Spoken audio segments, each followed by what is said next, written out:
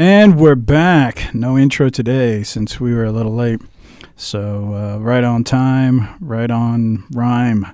How's everybody doing on this week before Christmas live here at, still hard to say, the Matrix Network? Have you been tapped in to the network? I know I have. Have you? Mm-hmm. What's been on your connection? Wow. When you put it that way,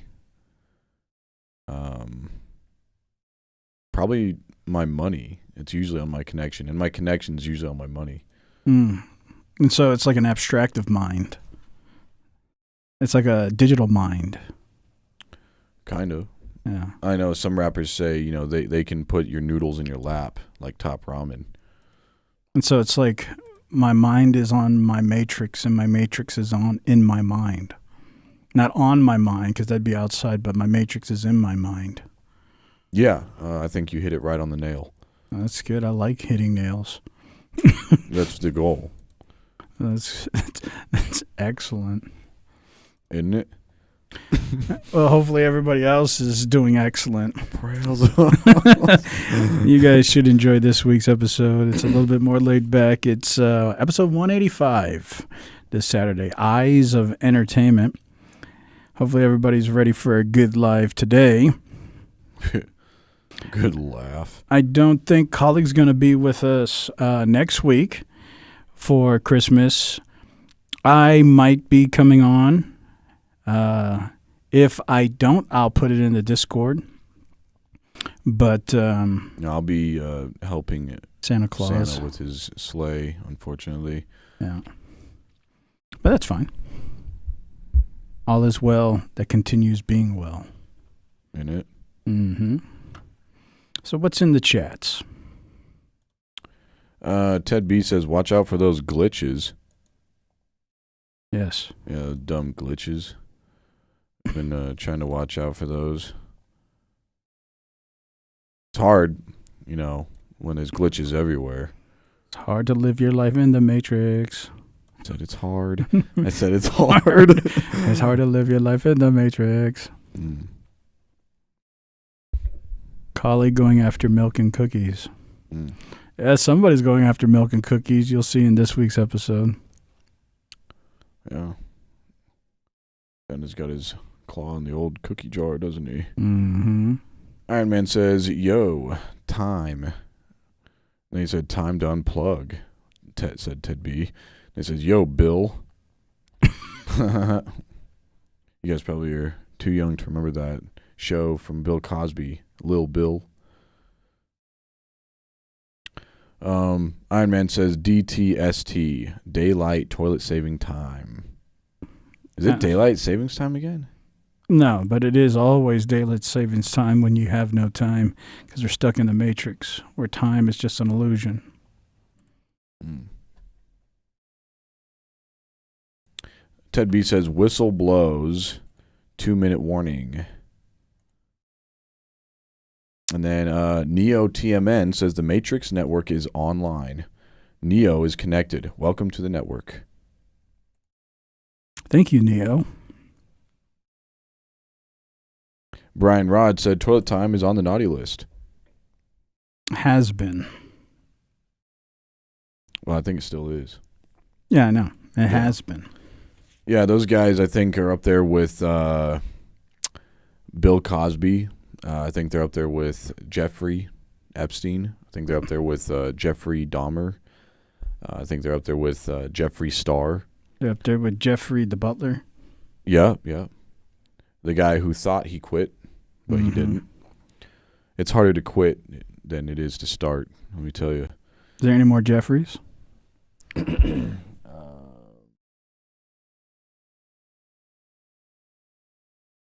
Wasn't there a president named Jeffrey? Jefferson. Jefferson, yeah. That's what I meant. Jefferson.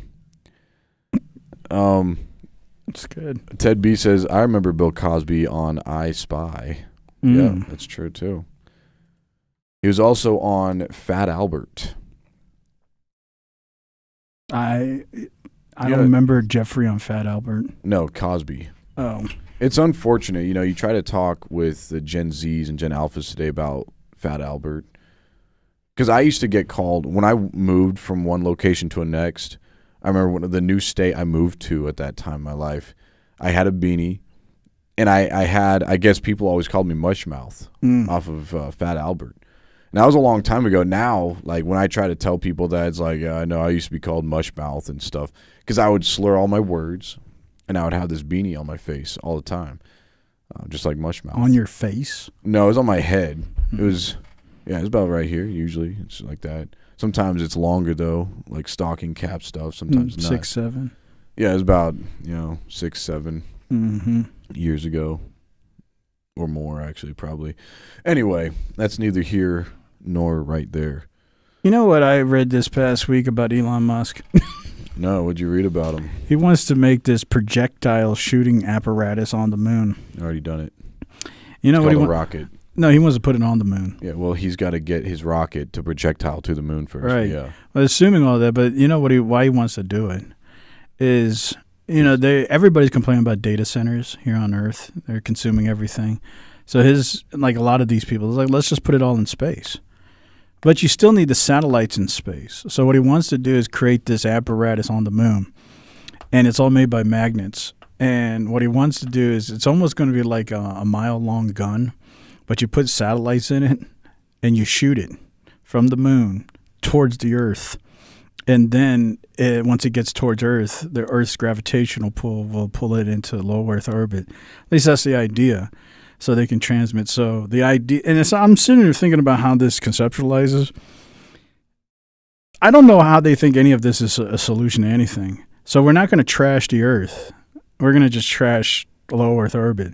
If there's, because there's another company that came out this past week that was talking about, you know how the idea of SpaceX with its mothership or whatever, the idea is doing international trade. Like, we can have this large thing, this large ship, and we can fill it up with cargo, and then we can ship this to anywhere in the whole world within a couple hours, which you can't do in any other means. So there's a company that came out saying the same thing, except they want to do it on a smaller scale. And their idea is to have millions of these little space drones that anytime you request a delivery, they will fill up one of these space drones, send it to you in an hour or less, any place on the Earth. And they want millions of them. So I'm like, you got millions of satellites, millions of drones. You're going to have millions of data centers. It's literally going to block the sun. It's like, how do you think this is a solution to anything? Well, I can tell you what it solves. Yeah. When they start blocking the sun Monsanto's from the Earth, that's right, it solves the problem of not making enough money for Monsanto's. So when they block out the sun, and when Elon blocks out the sun, and when other elites are trying to block out portions of the sun across Earth, it solves huge problems in their banking account. They could actually charge us now to open patches in the sky so you can get sunlight. Right. So it does solve problems. It just doesn't solve our problem. I know. And I get that. I totally get that. And that's an old theme that's been going around since like 2006, 2008, when the whole idea was Monsanto's was going to start charging for sun usage. That was like a theme or a meme that was going around. But of course, there was no infrastructure for that. But the more they keep talking about the solution is low Earth orbit objects, it's going to be real. I mean, you're only going to be able to do this so long before, you're going to see little patches, right? That's where it's going to start. It's like, oh, there's like a cloud. But no, it's just like this patch of data centers and satellites. And at first it's going to be weird, but you're going to get used to it like anything. You're going to get acclimated. And then you're going to see more little patches. And the next thing you know, it's going to be like full segments. And now it's going to be like, oh, you need to request access. And we're just going to be living. You know how in Terminator, it looked like the whole Earth was dark, like there was no sun. And, they never showed you how that would come about. It's not like they were living without a sun, clearly. But this would be a way for that to happen. Like I think in Terminator it was more due to smoke. All right, really, sure. But I'm saying they never really showed how it worked. They just showed that Earth was dark. But we're not going to have all this smoke. We're literally just going to be covered in low Earth orbit objects. And they could achieve the same thing. It's going to be dark all day until, your state or your county pays a certain tax or fee. And then you can open that up. And so all of us are collectively going to get taxed for sun use. And if you don't want to pay that, they're just not going to open up the skies. Anyways, it all just starts with these ideas where he's like, yes, the solution is put everything in low Earth orbit. I'm like, this is stupid. Who thinks this is going to solve anything? But people think it's great. People think it's a great idea. At least it doesn't have to be on Earth, right? We don't have all these data centers on Earth. Right. Well, we do know that a third of the sun is going to be blocked off one day. Oh, yeah? Yeah, because of what Monsanto's is talking about, yeah. Is it the prophecies of Nostradamus? No, it's just what Monsanto's is trying to do. Yeah. And yeah, maybe a third of the Earth might die because of that. Maybe a third of the fish in the sea might die. Who knows? And it's such a counterintuitive narrative. Because, and I would say this works against reindustrialization. If your objective is that you need people. So, it's almost like the AI thing we talk about this week on our episode. What are you guys doing? You can't say something's fake and then say something's real, but then when it's real, then you're going to say it's fake. It's the same thing. Oh, you want everybody to have a identity, but that identity requires people to believe in your country or your products or your nation, which forces people to have consumers. But consumers need to be here, right? You need people. If you wipe out access to agriculture and other things, you're not going to have people.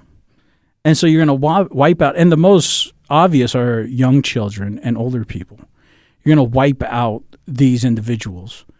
And now you're just going to have population reduction on a higher scale. And everybody says, oh, I've heard this narrative. They always want population reduction. But if they really get population reduction, who's going to buy their products? So if reindustrialization is a real thing, not just some arbitrary boogeyman so we can believe in America or believe in our nation, if it's a real thing, you can't wipe out the population. You need more population because the country with the least amount of people, as in birth rates, because that's your future.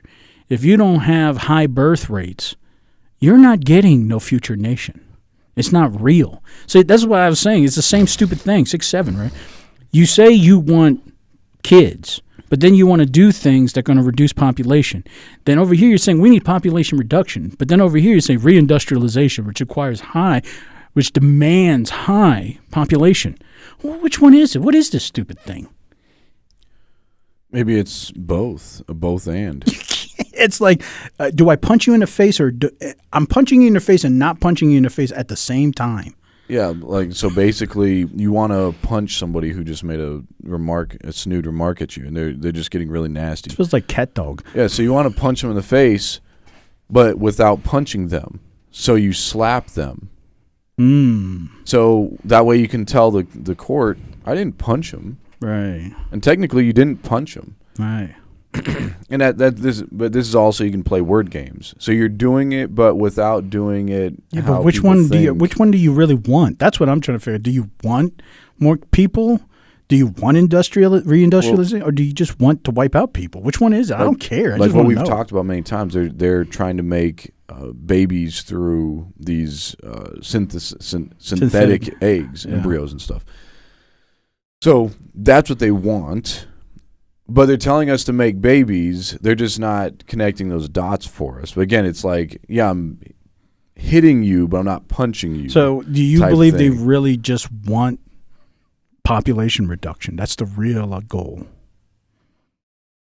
Like they're trying to make us believe we are having a part, but their real goal is population reduction or synthesized children? Yeah, I'll tell you what they want, what they really, really want. Yeah, I really want to know. I really, really want to know. Well, I'm going to tell you. Yeah.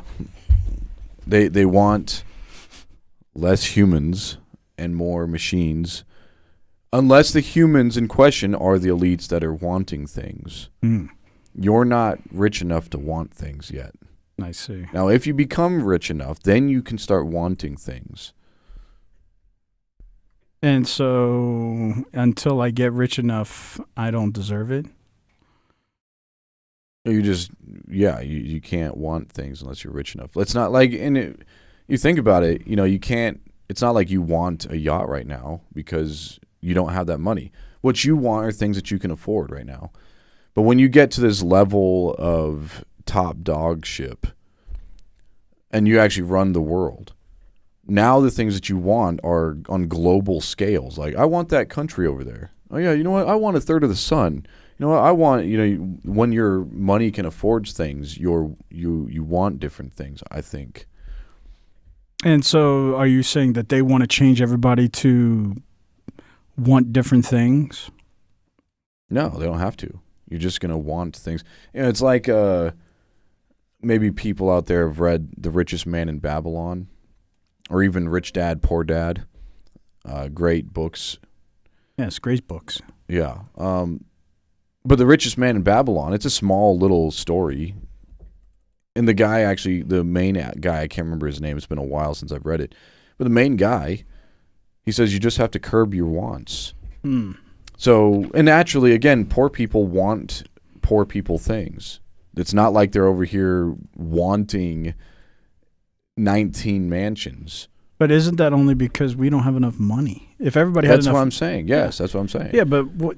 But if then the richest man in Babylon guy says if you can just curb that and make your wants less as a poor person, then you'll actually get more things. But you have to control the things that you want. Yeah, that's common sense, right? If you want less, you'll buy less, and you won't want more. That's right. But you'll get more money because you're going to keep working.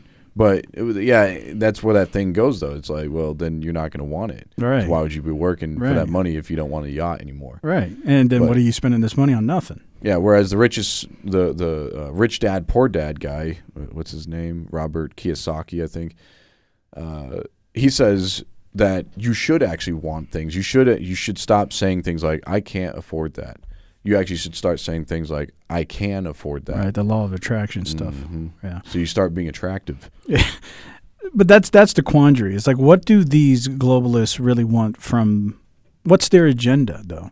So you want to – I know like McLaughlin's talked about, like utilizing the vaccines to eradicate a certain group of people, so then there's only a certain group of people that are here, and these people are going to be more effective on achieving the future objective and the future goals, and it's going to wipe out what he would coin as just stupid people. And so I guess that's one thing, but then that still is a form of population reduction, which doesn't help the idea of reindustrialization. So that's why I think this is a weird thing. Like, the whole movement across the whole globe is reindustrialization, which is basically just a big word of saying focus on your nation. Find identity in your nation. There's something here. We are doing things. We're reindustrializing the momentum. But you got to have people for that. So you can't have it both ways. You can't focus on population reduction and reindustrialization. There's going to be nobody to reindustrialize. So you have to emphasize on legitimate population increase. Well, if their goal is to reindustrialize, it's just a means to an end. It's not like they're sitting there fantasizing about reindustrialization as like that's the end goal. That's just a means to a bigger end. And what's that end? Well, that's debatable. That's what I want to know. Well, everybody wants to know that. That itself is worth more than pennies right now. Well, what do you think that end is? Like what the elites want in the end. Yeah. They want to control everything. Yeah. And each one of them want to control the whole earth. So you think possibly other So you think they're not working as a conglomerate, they're working isolatively. Well, they are, in so much as they're each helping each other achieve each of their goals, which, it's almost like those game shows you watch.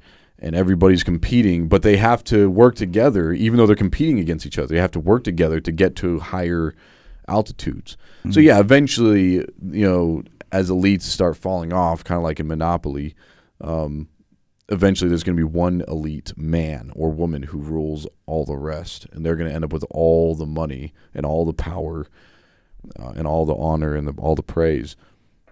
So you do think there's going to be like one man? Yeah, like what's that cartoon? One Pump Man. Like a Genghis Khan once again. Yeah. But this guy will be for real. So what do you think all this narrative is Like about? he's going to be 100% Genghis. So what do you think all this narrative about population is all about? Why are they playing this if, ands, and buts game? Why don't they just be – because if they want something, there's ways to get that done. Like if they want more babies, there's a way to get that done. Mm-hmm. If they want population reduction, there's a way to get that done. What is getting – where are they going? I think that they want both, but they want it their way. So you think like what Tom is saying is correct? Like they're using methods to eradicate people they don't want and keep the people they do want. Well, yeah, we've talked about this a few times. Like now there's going to be assisted suicide and everything. Like they know. So there's all these options on how to off yourself, your children, or end yourself from having children, stop your females from having children. Population reduction and control is the thing. And it's all by free will choice. Mm-hmm.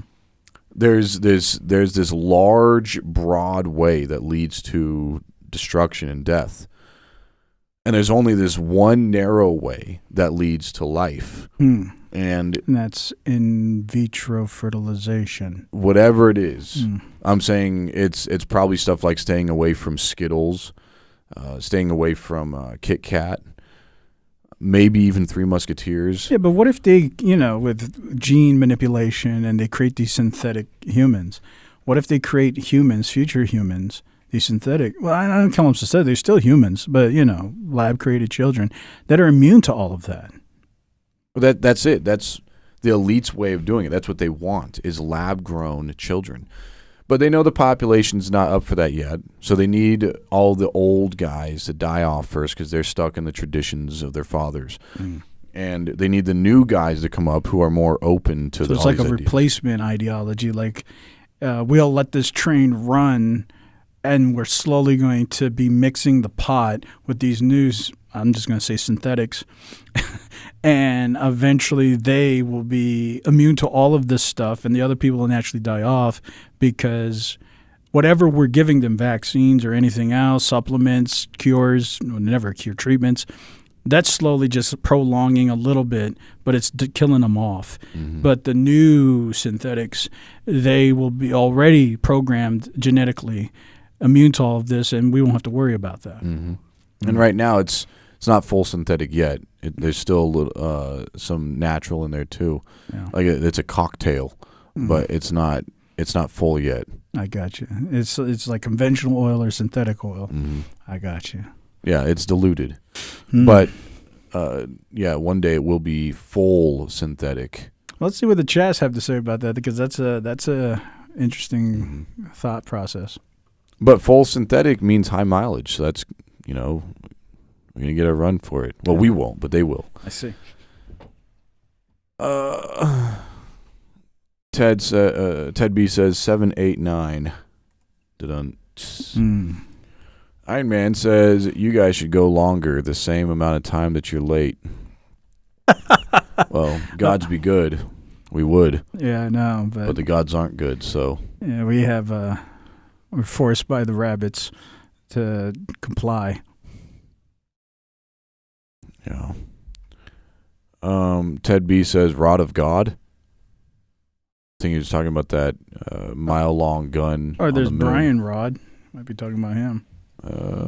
Maybe. The Rod of Zeus. Yeah, could be. Ted says it was a nuclear winter in Terminator, so that's what happened. The nuclear bomb went off. Did it cause a winter storm? I don't remember. Hey, look. Noah Cloud's over on Rumble. He's saying, Rumble. Wow. Welcome from Noah land. Yeah, other universes out there. Yeah. Other universes are tuning in now. Well, I'm glad it's working. That's good. Brian Rod says, has the value of pennies gone up yet? Yeah, I actually saw there was an auction last week, and there was Because, there's these special pennies that have an omega sign underneath where the year is printed.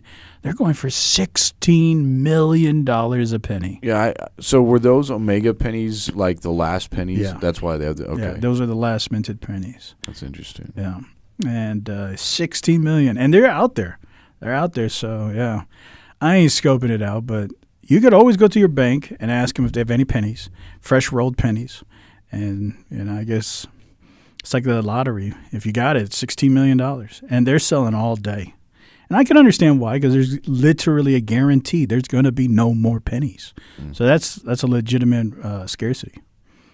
I just feel weird going to the bank these days and asking, it's like, can you roll me up a fresh line, please? Like, yeah, because they do pennies. roll it better. Nobody rolls it better than they do. Yeah. Anyway, Yeah. Back to work. Ted B says, I posted an article in the Discord. Oh yeah, he says Final Pennies just went for $16.75 million in auction, and then he says get spicy, and then he says I want to be rich. Yeah, but what good is rich?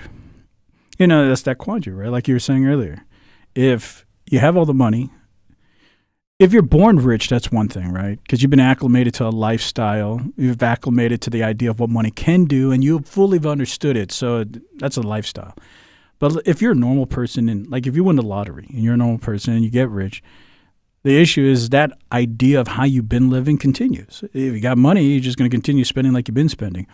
But if you start taking that idea of the richest man in the world, well, I'm just going to start curbing my spending. Well, who cares about rich at that point? Doesn't matter.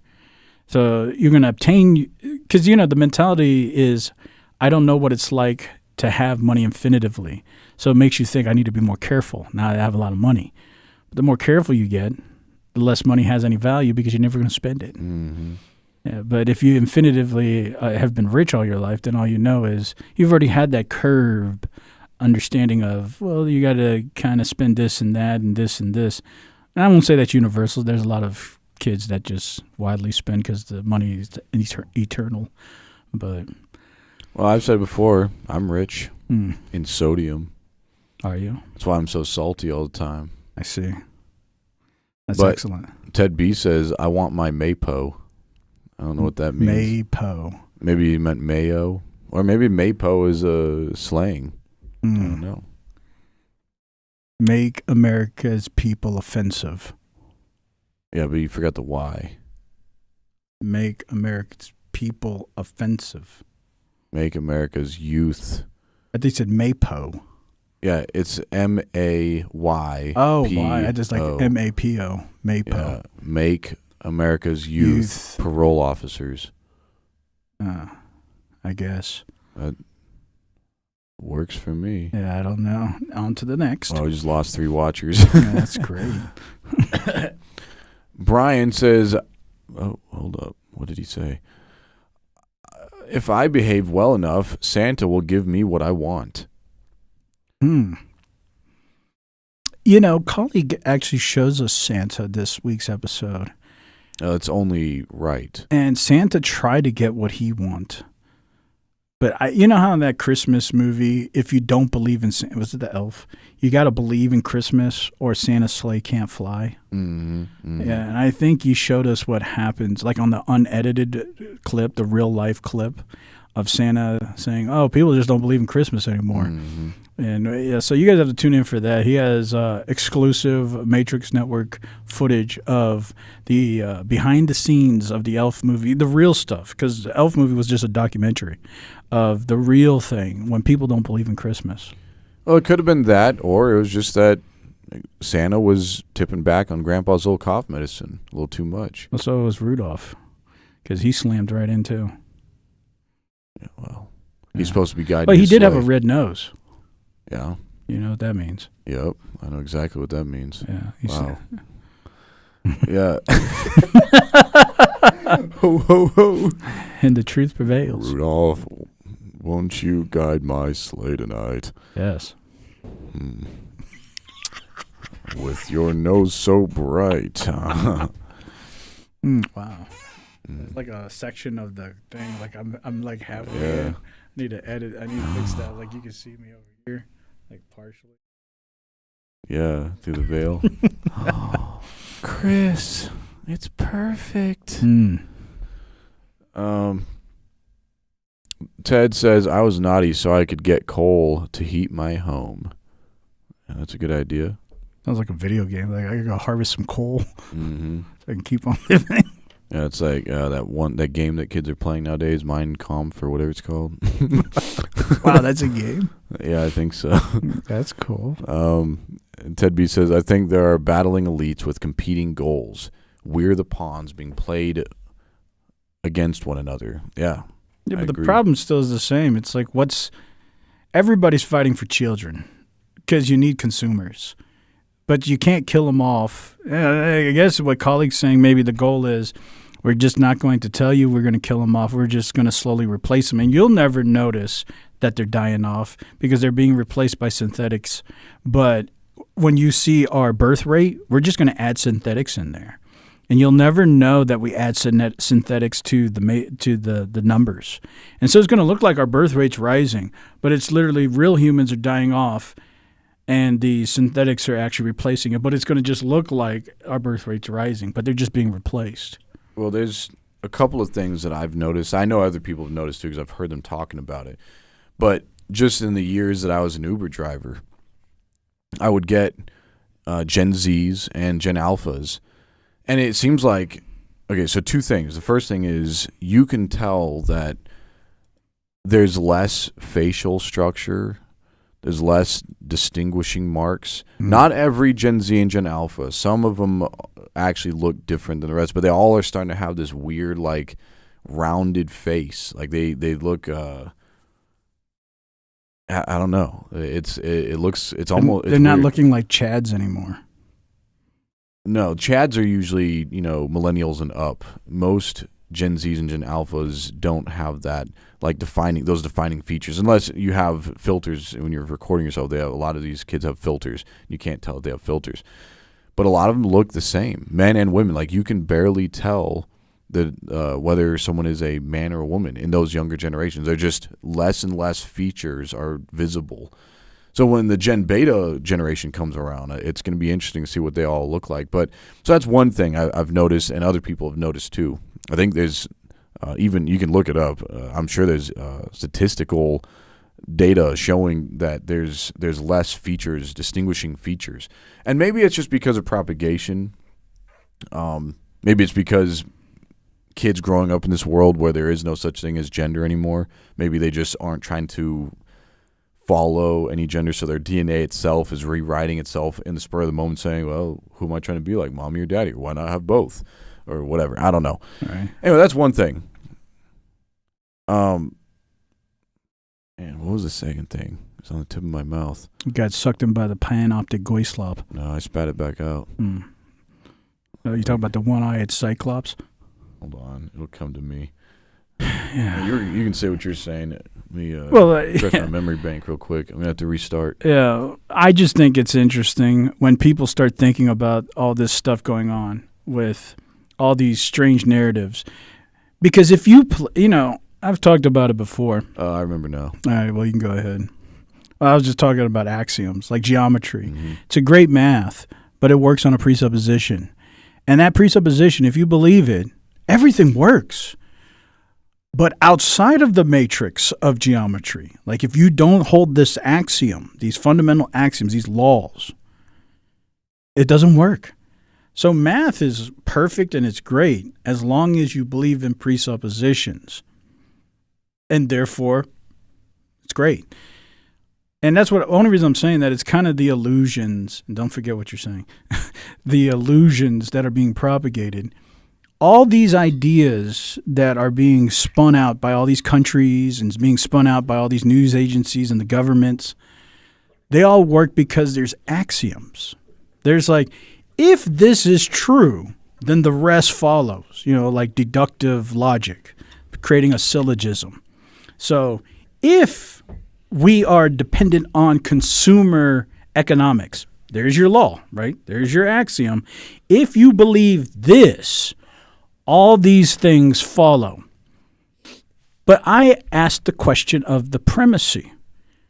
Why do I have to believe that a consumer economy is necessary? So if I question the fundamental primacy and I say the premise is false, the whole entire house of cards falls apart. This is just how logic debates work. If you ever argue about syllogisms, you have to attack the fundamental primacy because they're always going to fight conclusion. The deductive is true. I was like, yeah, if the premises are true, but what if the premises are false?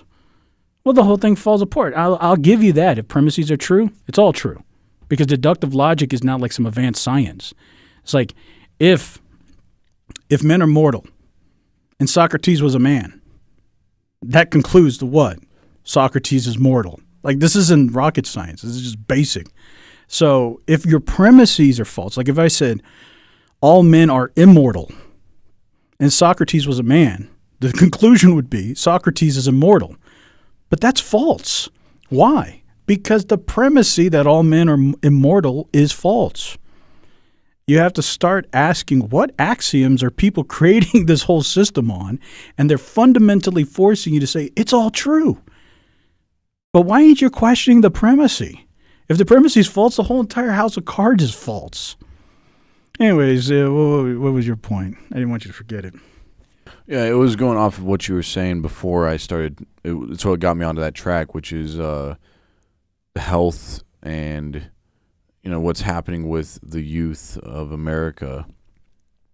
So that was the second thing. So not only are a lot of the outlying features of individuals being lost, like everybody's starting to look the same. Like they're actually starting to look like a lot of these cartoon characters that you see on cartoons.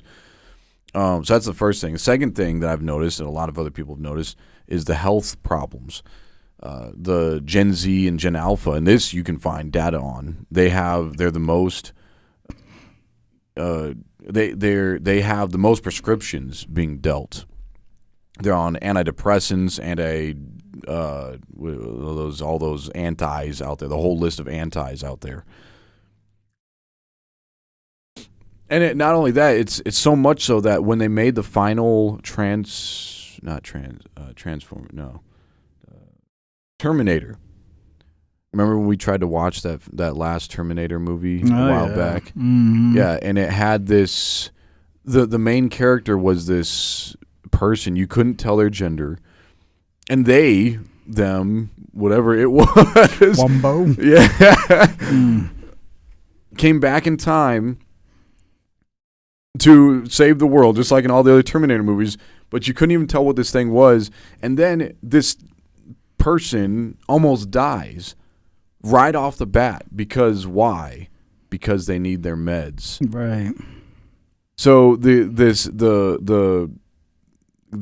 kid had to go get meds for this robot thing so the robot could save them. They had to be on meds. And I was like, this is the dumbest thing I've seen since sliced toast. You know what's interesting about that? That itself is another Platonic cave. It's just another word for matrix. And matrix, Plato's cave, same thing. Because, if these kids weren't indoctrinated with the idea that, I'm not saying everything. I don't want to put that blanket statement. There's people with asthma, and I'm not saying don't use your asthma inhaler or anything like that. No, I'm not saying that. But I'm saying there's a lot of things that you've been acclimated to the idea that this is a necessity. If I don't have my, avocado toast, something, I don't care what it is, or if I don't take my vitamin C, you see actually this, what they call that, anxiety attack. And it's like the train, the house, the dominoes are falling. It's not really real. Some things are, like, again, if you have asthma, I'm saying take your asthma inhaler, right? But I'm saying there's a lot of these smaller things that causes these panic attacks, and these panic attacks actually look like you're dying. And I believe it. I see it. Like, wow, this person's tripping out. They actually think they're dying. But it's because they've been acclimated in this idea, unless you have X, Y, and Z, because they've been told how to live. And so you're in this cave of these shadows. You've been told this is the truth. Once somebody starts saying, well, that's not really necessary, and they start stripping away some of those things, yeah, that panic attack. And it's real. The panic attack's real. But the idea is that you wouldn't die. But it's almost like the guy who left the cave came back and said, it's not what you think. You can't convince them because all they know is these shadows on the wall. And it's like, no, these shadows really ain't 10 feet tall men. They're just literally just regular people. Actually, they're not even people. They're just automatons going on this conveyor belt. It's like, no, bro, I've seen it my whole life. And if you try to force them over there, here comes the panic attacks. Yeah. And it apparently even the transhuman, because that's what this thing was. It was a transhuman. Right. It was supposed to be some human kid thing in the future that got, I think, nanobots injected into them or something. Some kind of, we didn't even get to finish to watch what exactly the thing was, but it still needed meds. Right. The kid thing needed meds in the future before they got integrated with the mechanical stuff. But then they got sent back and they still needed meds even after being integrated with the robot stuff. So it's like, is this, when I was a kid, I was obsessed with the whole Terminator thing. I loved Arnold Schwarzenegger. I loved all of his movies. Being that macho man, big, tough Hondo guy. Fabio? Yeah, Arnold. But and then on top of that, he was a robot, which I was obsessed with robots too when I was a kid. So you put the two together, like this big it's like a Chuck E. Cheese Arnold Schwarzenegger. Kind of, but if you mix a rat I'm just talking about the robot, that automaton thing. Yeah, it's like, hi, hasta that's not la cool. Vago burrito. Yeah, see, that's not cool. Some things shouldn't be mixed. Like some cottons shouldn't be mixed and stuff like that. But oh wow, some food shouldn't be mixed. yeah, like crustaceans and stuff. Yeah, or like sodas. Yeah, some sodas shouldn't be mixed either. I'll test that. But things that should be mixed is robots and really masculine men. Those things should be mixed. I think we showed that. I think I showed that last week. You know how they always try to make these robots sound like they're really dumb and clumsy? But that one Chinese company I showed last week, Joker kicked them into oblivion. He's like, these guys are going to show you what they could do. And that's not even full potential. But they showed you, if they really want to kick you into oblivion, they can. They're not all just bumbling robots. They're doing that so you're not afraid. Mm-hmm. If you think that they couldn't train these robots to smash you into smithereens, that's just the highest level of naivety. It's like, of course they can. Well, that's why you got to keep some liquid nitrogen around you so you can spray it on them. I see. As seen in the movies. Well, I read somebody was saying in one of these comments, they're like, I'll tell you what I'm going to do. I'm going to get a bunch of dirt, mix it with motor oil, and just throw it all over them. Yeah, you could do that too. And then it's going to get stuck into their gosmos. Unless they have some kind of synthetic skin on them. Yeah, that's true. Yeah, some kind of repellent. Yeah. Yeah, I don't know. All I'm saying think the is, dirt would actually hurt your eyes and mouth more than it would hurt them. I'm saying with your idea is if they really wanted to make massive, masculine, muscular men, they could. Well, I think the people of my generation were looking up to Arnold Schwarzenegger in this robot thing. And you can tell that the tides have shifted because between the first Terminator and the last one, you can see what happens. The last one, you can see who the kids are looking up to. Right. This he, she, it thing who needs antidepressants to survive. Yeah, that's who they're looking up to. Like, wow, that's cool. And you know what's funny? What's even more stupid is the joke is on the producers of that film. Whoever made that film, I don't know, but they got the rights somehow. I don't know if that was Disney or what, but whoever made that film, the joke's on them because Gen Zs don't watch movies, so nobody's watching it.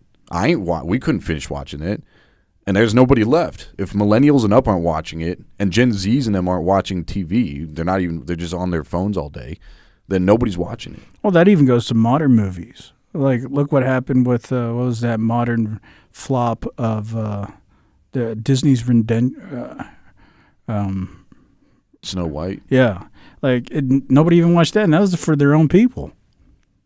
Yeah, you're talking about Snow Brown and the Seven Normal People. Yeah, well, whatever it was is their rendition of that, and they didn't even want to watch that. And that was for them. They actually tilted it for them. Mm-hmm. And they didn't even want to watch. And I don't know if they didn't want to Or just clearly they're just not into watching long-form content. It was just too long.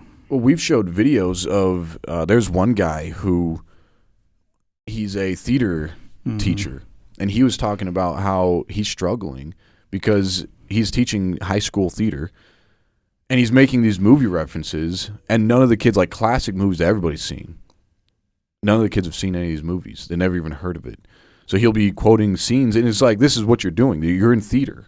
Like, you're in theater for a reason. Most kids who want to be in theater is because they grew up watching movies, probably too much, and now they want to act what they've been seeing all day.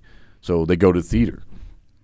But it's like, so why are you even in theater? If all you've been watching is, people play Call of Duty. That's like, why are you in theater? In the future, you know how plays are usually pretty long. They're dramatic, and they're usually more detailed and elaborate about a story because we have a lot more time. It's actually in a theater. Oh, there's parts, and too, that means, sometimes. right. You have to actually come back for and another part. And the people want to watch it. Like, to buy a ticket to go to a theater show, that means you have an audience that's captive. But what if your audience is a bunch of people that don't have the attention span for that anymore? You got to make like... You're saying what if? It's already happening. No, I haven't seen it yet, like the theater, like the people who put on like Broadway. It's like you're going to have to make like doom scroll levels, like 15 minutes, all right, close the curtains. Next one, 15 minutes, close the curtain. Usually these sets... 15 minutes is long. All right, let's say 5 minutes. But that's what I'm saying. I it's would like, give it 1 minute. That's usually the style of TikTok. Less than that, actually. It's like 10. You got 10 seconds to catch my attention, and I'm And that's up. what I'm thinking. It's like they're going to be doom scrolling while they're trying to watch this. Nobody's going to go to theater. I know, because it's expensive, too. You're not paying that money just to doom Well, scroll. let's say you had the money. It's like you're just not going to be entertained. I don't think... I'm sure we could find the stats on this, because you can see who's buying tickets. Right now, it's... I don't think Gen Zs are going to those theaters I think right now it's older people because this is what they were using. Or let's say rich people. That's usually who go to that stuff. Or people who just have that fancy. And that's fine. But yeah, it can't be people... Like we talked about before. If attention is the currency, it has to get more hyperbolic, more radical, more radical. You can't just do the same old... Like, Gen Zs aren't coming for renditions. That's not interesting. You need to do Snow White that ends up eating like a poop sandwich and wakes up. Like, so it's like, oh, I'm checking that out. Did you see the poop sandwich? But if you do that, the next rendition, it's going to have to be more radical because they have indoctrinated the young people that attention, not quality, attention is the currency, and that's not stable. It's at some point it's gonna blow up. That's a bubble. You can't infinitively get more attention. It's just going to get more radical to the point you can't get more radical. And it's just whatever your rendition is not going to be anything like the original. Yeah, nobody's... Well, you okay? Nobody's going to care. Yeah. Well, I know because a Not lot of even those older people, they're not going to be here. And so, yeah, a lot of those old things, that's why books are going to be gone. All these things are going to be gone because nobody's going to care about it anymore because attention is what they want. Not quality, not content, not information. I hope they sell me all their books. I need your attention. And that's why people have to do this slop. They have to feed you the slop. And because, slop is easy to eat, like goulash. Like it's still got some meat and some pasta, but it's mainly just... It's like goy slop. Yeah, it's just slop. And it's easy to eat. You don't really care. It's not like a steak where you have to look at it, cut it, and you have to put it in your mouth. It's just like straight slop. And that's what people want. Sloppy Joe. That's easy. Like that. Yeah, but, steak actually takes your participation. Anyways, I think that's the issue. And I don't know how you break the cycle because the whole entire world is marketed on attention. Yeah, it's moving one direction. Shout out to that kids boy band. It's moving one direction, and there's no way of stopping it. It's too late. So instead of boys to men, it's men to boys? Pretty much. Or maybe it's boys to men, and now men to machines. That could be a good band name. There it is. Man to Machines. Yeah. Transhumanism metal. It's coming next. Yeah. It's a new genre. Ex Machina. Ex Machine metal. Anyways, let's see what the chat's saying.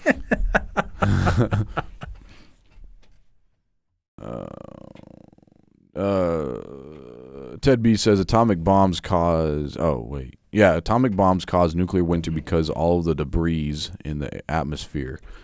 Yeah, that's one reason why you could have the darkness. But again, nobody's dropping nukes. Look, it ain't happening. That's all fugazi. What about atomic bombs? That's what I'm saying. That's all fake. That's not happening. If that did happen, it's all over. Everybody knows that's game over. What about Hiroshima? Yeah, but I'm saying nowadays, that was back when we were the only ones that had a nuke. Everybody's got nukes now. This ain't real. This ain't happening. And we don't know if Israel has any or not. They don't need it. Everybody else has got one. Nobody's going to play the atomic game. They don't have Nathan. But everybody can fill up the skies full of satellites and everything, data centers. Literally, there's going to be floating Manhattans in the sky. Because Zuckerberg says he wants to build a data center the size of Manhattan. And now, can you imagine Manhattan floating in the sky? Manhattan. Literally flying in the sky. It's like, hey, wow, look, it's Manhattan. I can see it. Yeah, I mean, it's not like it would look that big. We're not talking about airplanes. Yeah, I know. To us, it would look like a chunk in the sky. Yeah, but that's what I was talking about. It's going to start with these little spots, but eventually, when they get everywhere, it's going to be like huge plots. Manhattan in the sky. I wonder if you can rent out. And that sounds like, what was that? Space Star Wars. You had like these big, huge, massive machines flying in space. Mm-hmm. I was like, how are you ever going to do that? But now they're actually thinking about it. It's like, I'm going to fly a data center in the sky. Here soon, you're going to be walking in the sky. Shout out to Luke Skywalker. This is Star Wars. It's literally having massive things flying in the sky. It's actually in the name, Skywalker. Skynet. That too. Yeah. There's going to be, that's. Anyways, I just think it's insane. I don't know how anybody thinks any of this is an answer to anything. It's straight trash. And it's going to be clouding your skies. You know how they complain about water pollution? And there's trash all in your oceans and your waters and your lakes? You're literally going to see the sky and it's like, oh, there's more trash flying around. It's literally not going to be up above you. You're going to have trash down here, trash up here, trash everywhere. Trash into your face. Yeah. Well, Sesame Street said it best. They had that trash song. You guys like, I love trash. Yeah, I know. See, that was just a documentary. Yeah, it's an oldie but goodie. Everything seems to just be a documentary nowadays. Yeah, I know. What conspiracy isn't true? Man, I don't even know. I can't think of one. And neither can I. Maybe the chats can. Yeah, I guess, maybe in the chats. We're going to get there. We're going to start reading through these. But you guys can put in the chats, just name one conspiracy that's not true. Yeah. And I am going to go pee in this forbidden toilet that one day I think I'm just going to do a film. I guess I could do a live one day. You know how we was doing a live burning those Ouija boards and stuff. Mm-hmm. And I'm going to show them. See, right now, only me and colleague know what's down here. I don't even think your imagination can even fathom the thing we have to go urinate in. It's nothing. It's not third world. It's fourth world. It's underworld. So it takes a little, it's like a ritual, like me and colleague were talking about. It's almost like some kind of ritual. You have to stand on this pedestal, and then you have to look inside this basin. And there's all kinds of stuff. Yeah, it's better just to show, but I don't think I'm going to do it today. But one day I might show you. But I have to go pee. Of course. I'll be right back. You got to use the little boy's room. I got to do my ritual. Let's see. Ted B says Maypo was a hot cereal in the 50s. Are you saying it was a hot cereal, like you eat it hot, or are you saying it was popular, like a popular cereal? Yeah, that's an interesting name. I wonder what it means. Maypo. It's not like napalm. It's to be maypalm. I don't know. Anyway, I know my uncle loved hot cereal, and he would always come around. He raised me and my brother for long periods of times, and he would always come around asking if we wanted hot cereal. Well, he would ask us if we wanted cereal. And me and my brothers loved cereal. Like, we would actually dream about cereal. I would have dreams of jumping on a trampoline and eating cereal. Like, that was like, I would go to bed at night with a big fat smile on my face, knowing I get to wake up and eat cereal with my mouth. And, yeah, so whenever my uncle came around, he was like, "You guys want some cereal?" And we would oblige because it was cereal. But then when he would show it to us, he'd be like, "All right," and it'd be these big brown paper bags that he got from Atkins or some health store, and we'd be like, "What's this?" And he'd be like, "Oh, it's hot cereal," and we'd be like, "Okay, well, I don't want any of that." It's like, it was just, I don't know. Anyway. What did I come into? Huh? What did I walk into? Ted B was saying Mapo was a hot cereal in the 50s. Oh. That's why I'm asking him. I don't know if it was like a hot cereal, like you warm it up, or if it was just hot as in like popular What was that stuff cereal. you liked? That was kind of like that? Maltoff or something? Malto meal. Yeah. Yeah, as a good, Mexican family, my mom always made us Malto meal. It was cheap. Isn't that kind of like that, like a hot oatmeal cereal? Yeah, oatmeal is hot. Usually that's more people probably. Is that just what it is? It was than- just oatmeal? Just a brand? No, because it wasn't made out of oats. That's what I'm saying. So I think it was like grits, but with chocolate in it. So, yeah. I love grits, but no, I don't like that. Yeah, it's like cream of wheat, but chocolate style. I got you. I still like it to this day. I eat that thing with my mouth. I love cheese grits and yeah, I like, but then again, that's. But you don't like true grits. No, I'm not true grit, but I love some cheese grits. But I'm not true grit. So you're not thinking like 60 grit. You're in the like 500 grit. No, I'm like 1500 where it's wet sanding, and then we can polish it down. Yeah, that's kind of watered down though. If you want that true grit, you want like, down to 30, 40 maybe. Yeah, just throw some sand in it. It's fine. Yeah, that's gritty. Yeah, that's true grit. Yeah. Anyway. Ted B says the TV ads would say, "I want my Mapo." I guess that's what. Yeah, hopefully you guys. I wonder if we can find an ad. Can you put an ad in the Discord? I don't know if they're giving ads. See, in the last account we had, I could restrict monetization. I don't even know if they give me that option. Are you guys seeing ads during the live? See, I didn't even think about that. It's been so consistent for years that I make sure they block ads on the live. You guys could tell me, are they feeding you guys ads during the live? There's nothing I can do about it yet. But as soon as we hit 1,000 subscribers, I can cut off that. I like that because I know when ads show up, it definitely cuts. Some people's like, I don't want to watch this anymore because it's a dumb ad. And I get that. So I try to cut off the ads. But you guys tell me, are the ads? I didn't even think about that. Yeah, the ads are probably showing on these lives. And yeah, I guess, what are they showing you as ads? Well, I wonder if you could. Too bad you can't choose the ads. You could put them on like 50s ads. No, you can't. Every time people see an ad, it'd be like an old Coke commercial or an old Mapo commercial. Well, it's kind of like that. They tell us, like in the monetization section, they say based on the content that, and it's AI listening to the audio. So if we keep talking about Mapo, it'll start showing Mapo ads. It could, yeah. But it just depends if Mapo is paying for ads. It's whoever's paying for ads. We can create businesses and sign up for YouTube. Yeah, but you got to pay for that. It's AdSense. Yeah, but still, it would be our ads. So all the ads they get would be our ads. That's like, true.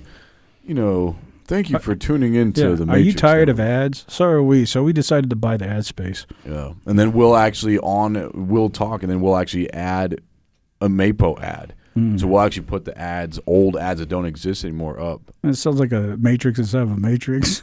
Yeah. Like, which one's the show? Like, you can have ads that are literally 30, 40 minutes long. I don't know if you ever noticed, like, there's a time where I just was doing something, I forgot the ad was playing, and I come back 30 minutes later and the ad's still going. It's a 30-minute ad and it's still running. And I'm like, wow. So, yeah, you can pay for, like, full shows. on ads. And it's usually those people trying to sell you something like the guy who's telling you he reads books in his garage and selling you Ferraris. Forgot his name. Ty Lopez. Oh, yeah. Yeah, people like them are usually the ones that selling you like this 1,000-hour ad. Mm-hmm. Yeah. Yeah, it's almost like an infomercial. Yeah, but it's just going. Yeah, you click on a 10-second video on YouTube, and you end up watching 10 minutes of ad just for this 10 minutes. Right. Well, that's perfect. 10 seconds, I mean. You know, that's perfect. It's like 10 seconds got you 30 minutes of advertisement. Yeah, well, should have switched to Geico. Yeah. Iron Man says, 51-year-old Groiper. One, please tell me how Nick Fuentes is wrong in any way. Goy slop sounds delicious. Does anybody have any famous Austrian painters' art for sale? Did somebody just make an absolute claim? I think so. Iron Man wants anybody out there to say where Nick Fuentes is wrong. In anything. Yeah, in anything. Wow, is that God-level knowledge? I believe it is. What if I would tell you, Max, there's something out there that cannot lie. And because it cannot lie, and it knows everything, unless you know the thing that cannot lie, then you can't know anything. How about that, pretty Max? Solid. Yeah. See, that's more of that axiom talk. Yeah. Because you got to first believe the premise. There's something out there that cannot lie. Yeah. And you got to prove it. And his name is Nick. Right, that's what I'm saying. Of course. I'm not talking about Nick Fury. Absolute claims. Extraordinary claims require extraordinary evidence. Mm-hmm. Everybody's fallible. I haven't really listened to a lot of this Nick guy, but I would say everybody is fallible. Even Nick. Is he a mathematician or something? I think he's the president of Argentina. Oh, okay. He's that guy that does those dances. No, no, not that we know of anyway. Okay. Well, maybe somebody in the chat can tell us. Yeah, I'm not too. I've heard his name. I'm not too familiar with him. Things are getting crunk.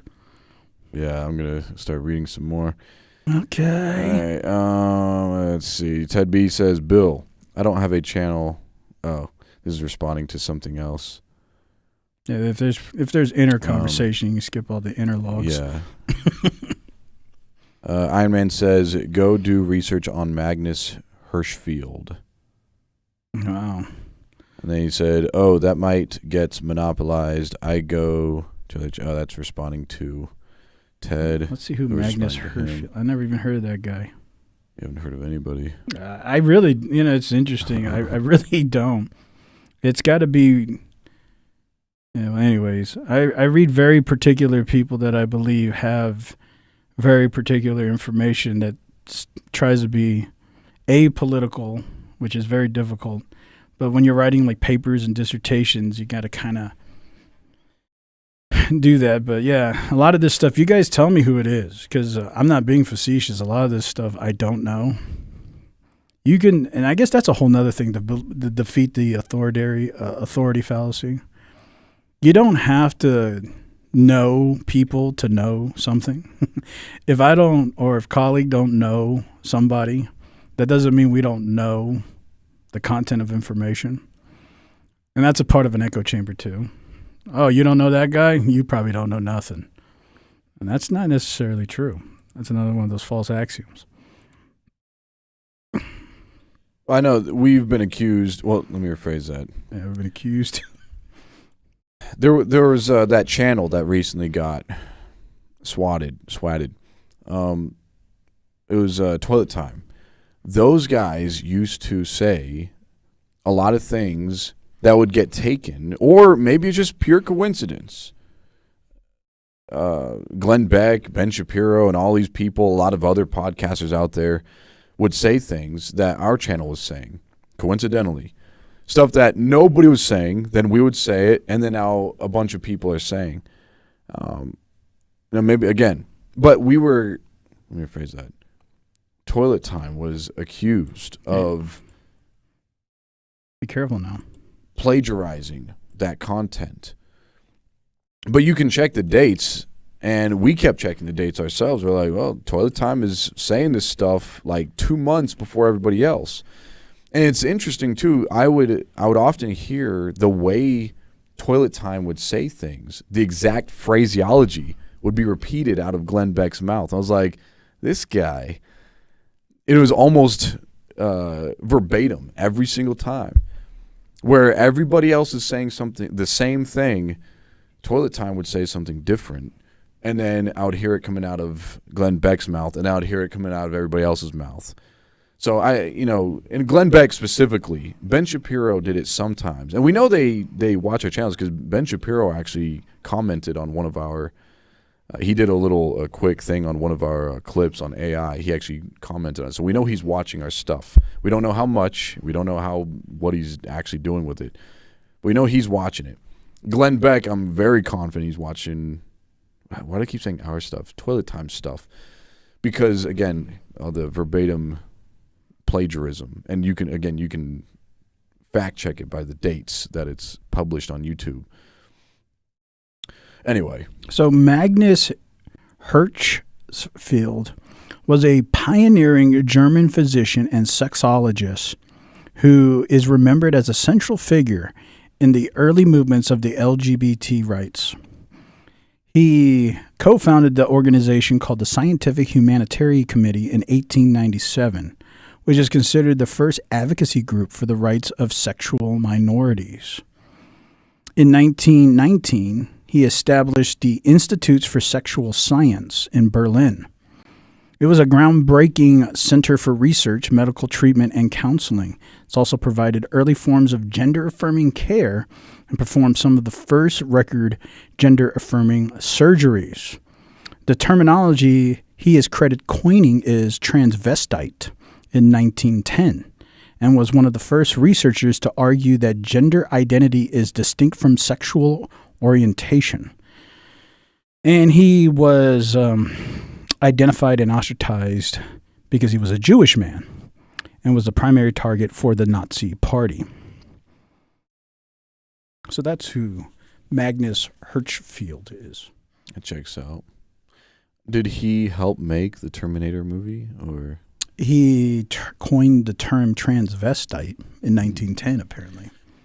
Well, he's not advocating for it. He's just saying there is a such thing as. Well, he actually, it seems like he's the founder. He is. Yeah, he's the founder. I thought so. Okay. Yeah. Yeah, so maybe he did have a hand. Yeah, so David Zerm says Wicked. The Real Ted B says Terminator Dark Fate was a James Cameron movie. So I looked it up, and heavens to Benton, he's right. Isn't James Cameron the guy who made Avatar? I don't know. But I know, I'm pretty sure he's the guy who made the rest of the first Terminator movies. Which, yeah, and it has the original cast. You have Arnold in there. You have that girl in the first one, the mom. I think her name was Catherine Brewster. I don't know her real name. But I mean, it's fine. You know, when you take robots are they don't have a gender proclivity. And there's nothing weird about that. That's a robot. It's humans that have these ideas of gender-specific constructs. So if there's a robot that wants to play this gender fluidity, who would care? That's just part of, like, a globalized propaganda. But nobody believes that's real. It's just, who cares? It's a robot. But when these robots, if the robots can influence the children, and if robots can start to influence people, then yeah, the propaganda worked. Well, again, the joke is on them because the people they're trying to influence with all that, they're not watching it. Gen Z's aren't watching it. Right. And it's unfortunate, he said James Cameron. There's a lot of Camerons. And honestly, like I've said many times, I don't care what people want to be. Like, there's people out there we've shown that want us to be chairs. Literally, they believe they're furniture. And that's fine. You can believe whatever you want. I absolutely don't care what your personal desires in life and preferences are. But if I tell everybody I'm going to make a movie about horses, and instead I make a movie about dogs who identify as horses. I don't know. I feel like I'm going to lose the audience. But see, movies are free market, so I'm okay with that too. But the problem is like Operation Mockingbird. When the government gets involved in propagating certain movies because they want a certain construct to be mainstream, because they're trying to underpin an ideology. And we know this is true. Look at the church committees. Look at Operation Mockingbird. These are real things. That's when it becomes a problem. If the government was involved, which of course they are, back to the public information committees, we know that they are. That's the reason I have a problem with it. Because movies itself is a free market. If the government, let's say the government could not, even though that's not true, government could not be involved, who cares? Like, it's a free market. You want to watch that? It's fine. You don't want to watch it? It's fine. But when the government starts asserting incentives like, I want you to advertise this more. I want you to show this more over here. I want you to put this out there because it's a part of the underpinning. And Operation Mockingbird was a part of the CIA's co-op. That's when I know, oh, it's a larger scheme. It's a larger agenda. They're wanting to underpin something here. But yeah, if it was just pure free market, who would care? I don't care. It's like you can watch whatever you want. But when I know the government's got their fingers in things, well, I know I'm being shoved something for an agenda, and that's totally different. And there's no way to get around that. We know that's true. Mm-hmm. Yeah, I don't let anybody's fingers in my mouth either. Like, what about Ronald? Maybe not. No, not Ronald, but Arnold. Yeah. I don't think I'd have a choice. I got you. Yeah, that's unfortunate, but I understand. Why James Cameron might do it. He's trying to make money, and anybody can just watch the first one and then watch that. I guess it's a 2019 film. I thought that was the last. I think it is the last one. Maybe they made one after that. But if you watch that 2019 one and you watch the first one, which I think was in the 70s or 80s, you can tell there's a big difference, even if it's the same maker. And yeah, it was produced by, the 2019 film was made by Paramount, Walt Disney. There's that name, old Paramount. And Walt. Old Mr. Ellison. Yeah, and that's another thing I was reading this week. Warner Brothers came out and said to its shareholders, because what Paramount was trying to do was force the shareholders of Warner Brothers to let them buy them out. But Warner Brothers came out and says, hey, I don't think this is in your interest. So Warner Brothers is trying to fight back. But yeah, I don't know what's going on with what's going to happen with all of that. I just feel like Trump's going to force this initiative because he wants Ellison to control all of it. And he's going to force the hands because he's going to somehow block. I just think he's going to block Netflix's opportunity to buy it. And unless Ellison and Paramount can buy Warner Brothers, he's just going to force it, which eventually shareholders want to make money. It's all about profit. And if Paramount says, we're going to give you 200% more than what it's worth, will a shareholder say, no, because I believe in morals? Or they're going to say, put that money in my pocket. Shareholders just want to make money. Yeah, so at the end of the day, that forced buyout, it's going to have, especially if they see, well, there's no hope. Trump's not going to allow Netflix to buy it. Might as well just take the profit. And then Ellison's slowly going to take over everything. Sure he is. Paramount. And it is interesting. It's a mountain peak. It's an interesting triangle. Yeah, well, sure that's by coincidence. David Zerm says, oh yeah, Snow White. And then he says, all those kids are talking about now are 6, 7. I don't know. Ted B says, Disney needs to stick to cartoons. Stop this live version crap. Oh, and then he gives us some numbers here. He says, moviegoer ages are from 18 to 24 is 13%. That's a Gen Z. And then 25 to 39 is 26%. I think that's 25 is still Gen Z, I think. That might actually be mostly Gen Z, but a little bit of millennials at the end there. Anyway, 25 to 39 is 26%.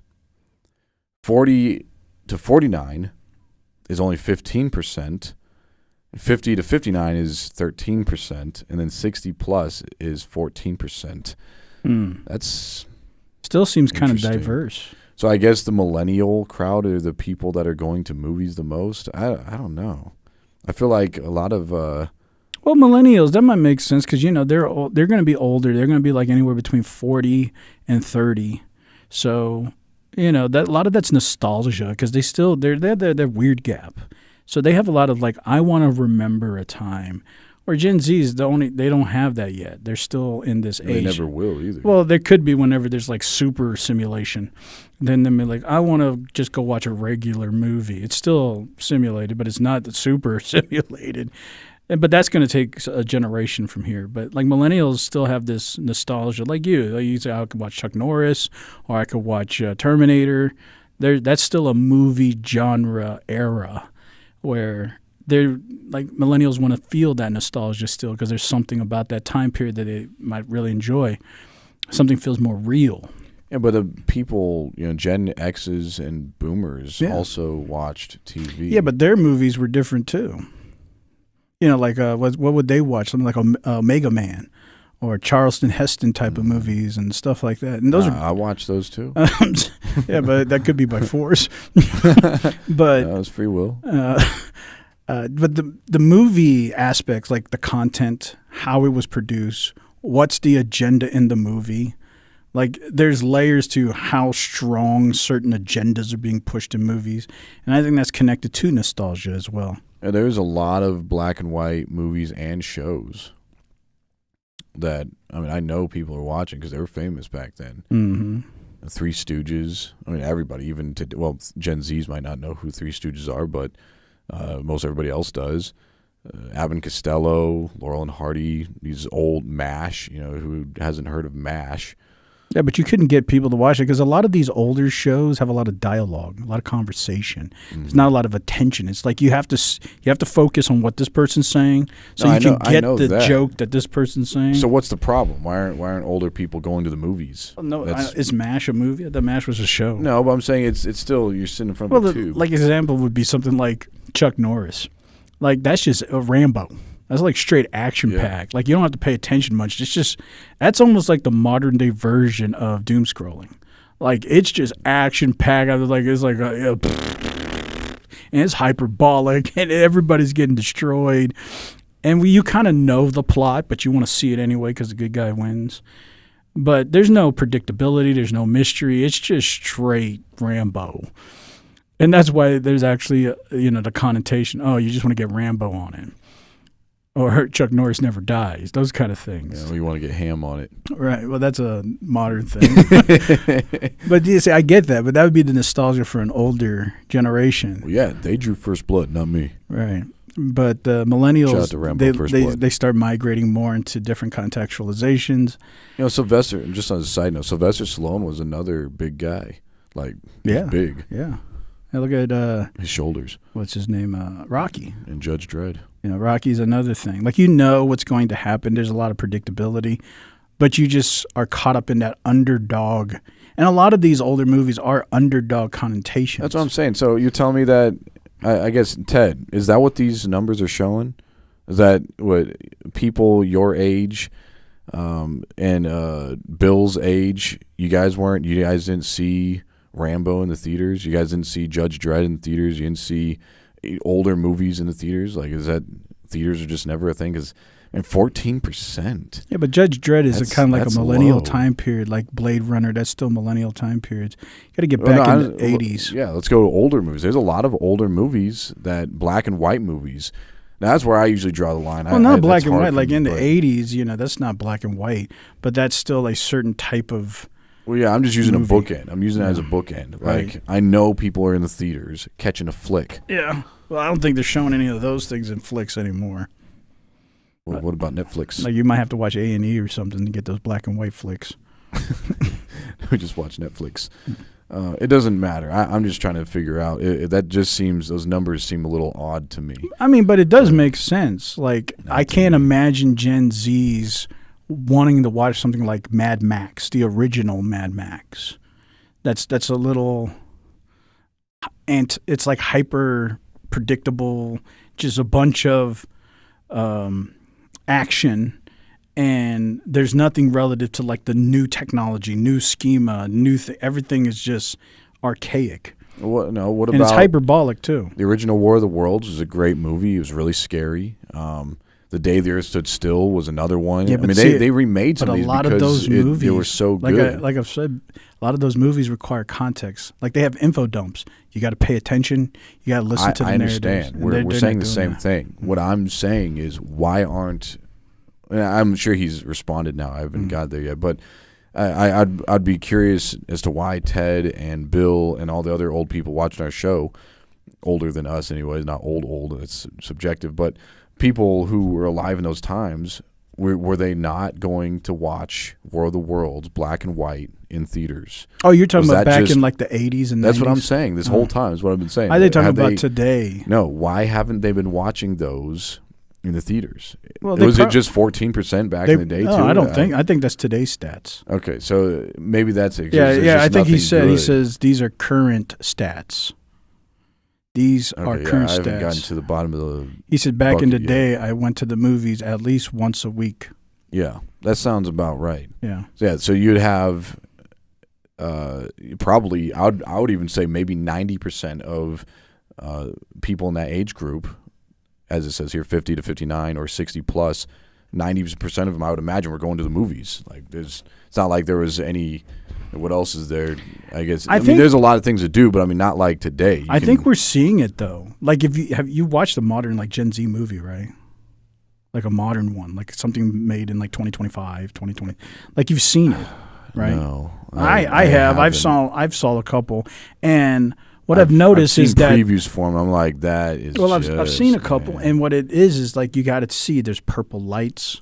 There's it feels like you're watching social media. Yeah. The cameras are moving in a certain way.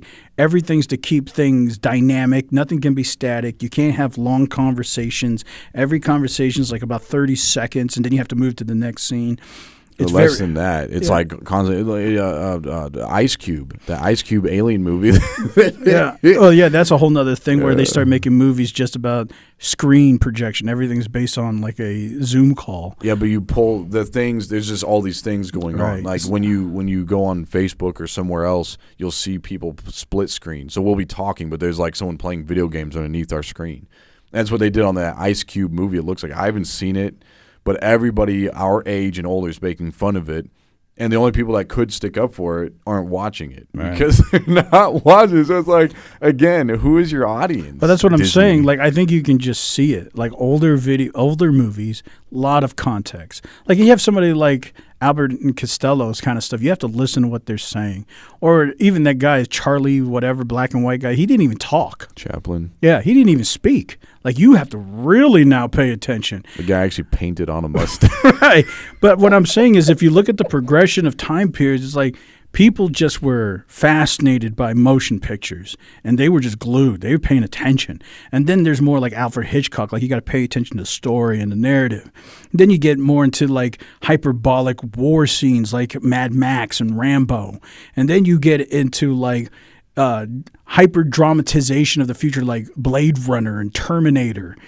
And then you start getting into more cinematic, like how life is. Like in the 2006s and stuff, you saw a bunch of like empathy films, like the last, like November or something, like people dying of cancer and this person, this, like you have to follow this story of empathy. Or like The Notebook. Or, Yeah, stuff like that. Or And like then, Enchanted. yeah, or like the Twilight stuff.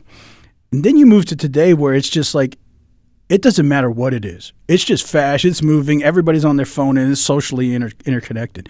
I think it's just, you can just see the progression. Movies are just like that. And the other generations are out of touch. They're like, I don't get none of that. That's not even interesting to me. So I think it's just progressively always like that. Mm. And I think the motion pictures know that. So you're saying, here soon, the millennials are going to be like 10% going to the movies. Right, because they can't handle even that. Less, yeah. It's like, I don't want to watch a magazine. Yeah, but at that point, not even the Gen Zs aren't going to the movies. Well, it's going to be really short. It's like movies are going to be 30 minutes.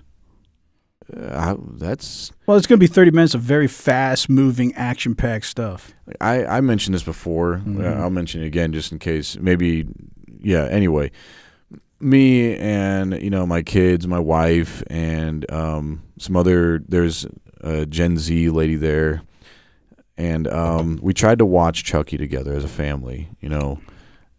And we couldn't even do that. This individual was on their phone the entire time.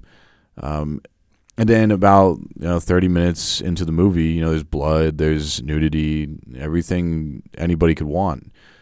There's just primal instinct stuff, like things that primal caveman people want. The lizard part of our brain, the blood and the nudity. But this couldn't even keep it. The Gen Z individual, they left because they were bored. Yeah, I was like, man, we can't even watch a wholesome movie. That's why as a there's family that anymore. word that's very prominent now that never was before. It's parasocial. Every movie, if you watch modern movies, it's a parasocial narrative. It's like everybody's connected on this network, like my phone or this Hive thing. It's a parasocial movie. If it's not like that, if it's not integrated parasocially, I don't know about exclusively Gen Zs, but mostly Gen Alphas and then some younger Gen Zs. Yeah, I've been harsh on the Gen Zs. There's older Gen Zs that are still, they're kind of like halfway millennials. Yeah, the older Gen Zs are probably like that. Yeah. Excuse you. Thank you. Yeah, excuse me. Yeah, the Gen Alphas are a lot. They're more what I'm talking about. But this Gen Z individual was more closer to the Gen Alpha spectrum, so... Yeah, that's what I'm saying, though. Like, again, if you hear someone screaming at the top of their lungs, the natural knee-jerk reaction, like, you don't have to think about it, you just look. I remember this one time on the school bus, this kid was sitting next to me, and he was like, look, a naked man. And I was like, where? And I remember he was rubbing it in my face the whole bus ride on. He was like, oh, man, I got you good. Like... and then I was like, oh, man, and that stuck with me ever since then. But the same thing happens when you hear someone scream. Yeah, I think what happens is they scream, they look up, and they see a doll, and they're like, I'm not interested. Why? That's the most interesting thing. Like, you can talk about SpaceX and you can talk about how we went to the moon 9 times, but you tell me that a doll is standing above me with a knife. Look, you got to look at it. Like, think about it. Back in the days, people like Cabbage Patch Kids and dolls. Yeah, and that's what Chucky actually looked like. But that's not today. Patch Kids. Today, they want to be the doll. Like, if it was a furry screaming, they'd be watching that. You might be onto something. The reason why, again, it's parasocial. It's something to do with it's a part of my influence in social networking schema. Because it's parasocial and it's connected with memes and influencing social media networking, something I'm familiar with in the meme world, I'm interested. But if you show me, Cabbage Patch Kid up there, it's like, I don't care. You know what's funny is, now that you mention it, yeah. Wow, I think you're onto something, Jim. You've heard of Five Nights at Freddy's? It's supposed to be. It's a movie based on the animatronics that Chuck E. Cheese and a lot of other places used to have, with that. Which I never thought was creepy until this modern era. Now it's like, yeah, I guess it's a little creepy. Anyway, it doesn't matter. They look like furries. So my kids love we haven't seen the second one, but there's a first one. My kids are like obsessed with that. So, maybe that's it. Maybe that's it. Yeah, because they look like furries. Yeah, the meme culture, parasocial infrastructure.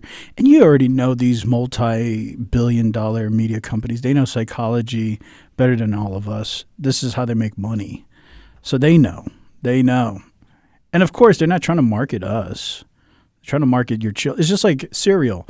Why is cereal at eye level to children? Because they know that's who they're marketing. They're not marketing to you. They want them to grab that off the shelf and say, Mommy, I want this. Daddy, I want this. So that's why the really expensive, sugary, top brand cereal is eye level for children. And then the hot cereal Yeah, malto meal. Is right there. Eye level. It's at the very top in the obscure corner of the outer worlds, but it's there for those who want it. It's over there in Atkins. It's over in the Oriental section. But that's what I'm saying. It's like they know who they're marketing to, and it's definitely not you. It's not me, but it's them. And I mean, I get it. They're here to make money, not from us. And if we want to watch something, yeah, what we do is we subscribe to one of these subscription networks and say, oh, I'd like to watch some of this nostalgia stuff. You're not going to the movie. Your kids are going to go to the movies. But you're going to subscribe and pay your $9.99, $10.99, $21.99, and you're going to go watch all that nostalgia, that old stuff. And they know that. So subscriptions are for you. The movies are for them. Now, if there's something really big, like Star Wars or something, maybe they'll invest the money into that. But that's like once in a 5-year thing. The same thing with cereal or anything else. And I get it. I mean, they're here to make money. Yeah. And the young people are the ones who are going to try to influence the parents to spend that money. Anyways, I guess we can go back to the chats and see what they're saying about all that, about the goy slump. I think Ted wants to come in. Oh, okay. I think. Well, there's the link if you want to come on in. I'm going to go ahead and start reading again. So Ted says, he clarifies hot as in heated when he's talking about hot cereal. Yeah, that's the kind that my uncle ate. He liked it hot. Yeah, I don't like hot cereal. And Noah Cloud says, I pee outside like an animal. I'll tell you where we pee at is worse than animals. Yeah.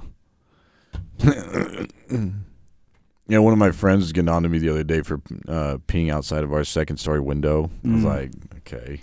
I mean, if you're peeing on children, that's one thing. No, nobody's peeing on children. Nobody's getting lewd. Yeah, but children are walking amongst. Not then. I make sure I'm not peeing on anybody. Oh, so you are aware. Yeah, of course. I'm fully cognizant. Yeah, some people aren't. Yeah, no, I am. You know, there's those guys that are like, oh yeah, they don't care. Well, eventually I had to stop peeing out the second story window because my wife kept getting mad at me for some reason. It was stupid. Like, it was because I almost hit someone who was smoking. They were smoking underneath the window. King. Yeah, they were underneath our window and they're smoking, and I started peeing and I almost hit them. And I had to stop. Like, I had to actually clench it and pinch it off and then move because I knew they were about to look up. Are you a full streamer? What they're about to see is something. Are you into full streaming, like an internet stream? Yeah, but that wasn't the kind of stream that they wanted. They didn't subscribe for that kind of streaming service, so I wasn't about to give it to them anyway. No Diddy. Yeah, no oil. But yeah, no. Isn't that like that Megan R. Kelly stuff? It depends on what you mean explicitly. I mean, talking about like defending Diddy?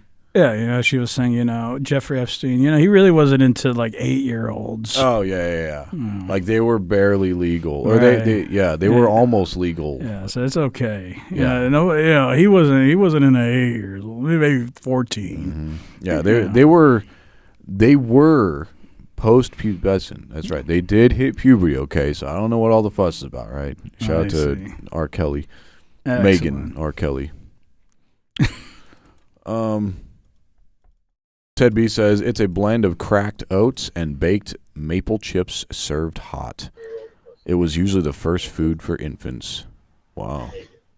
And there's Ted B. Good. Welcome in, Ted B. Oh, hello, Ted.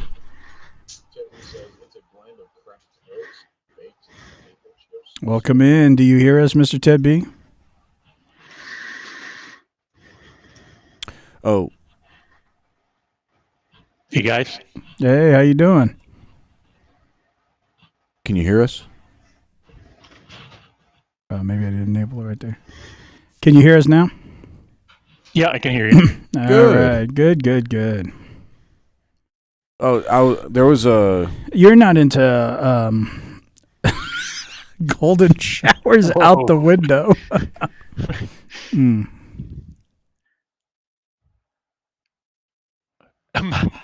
I'm into what?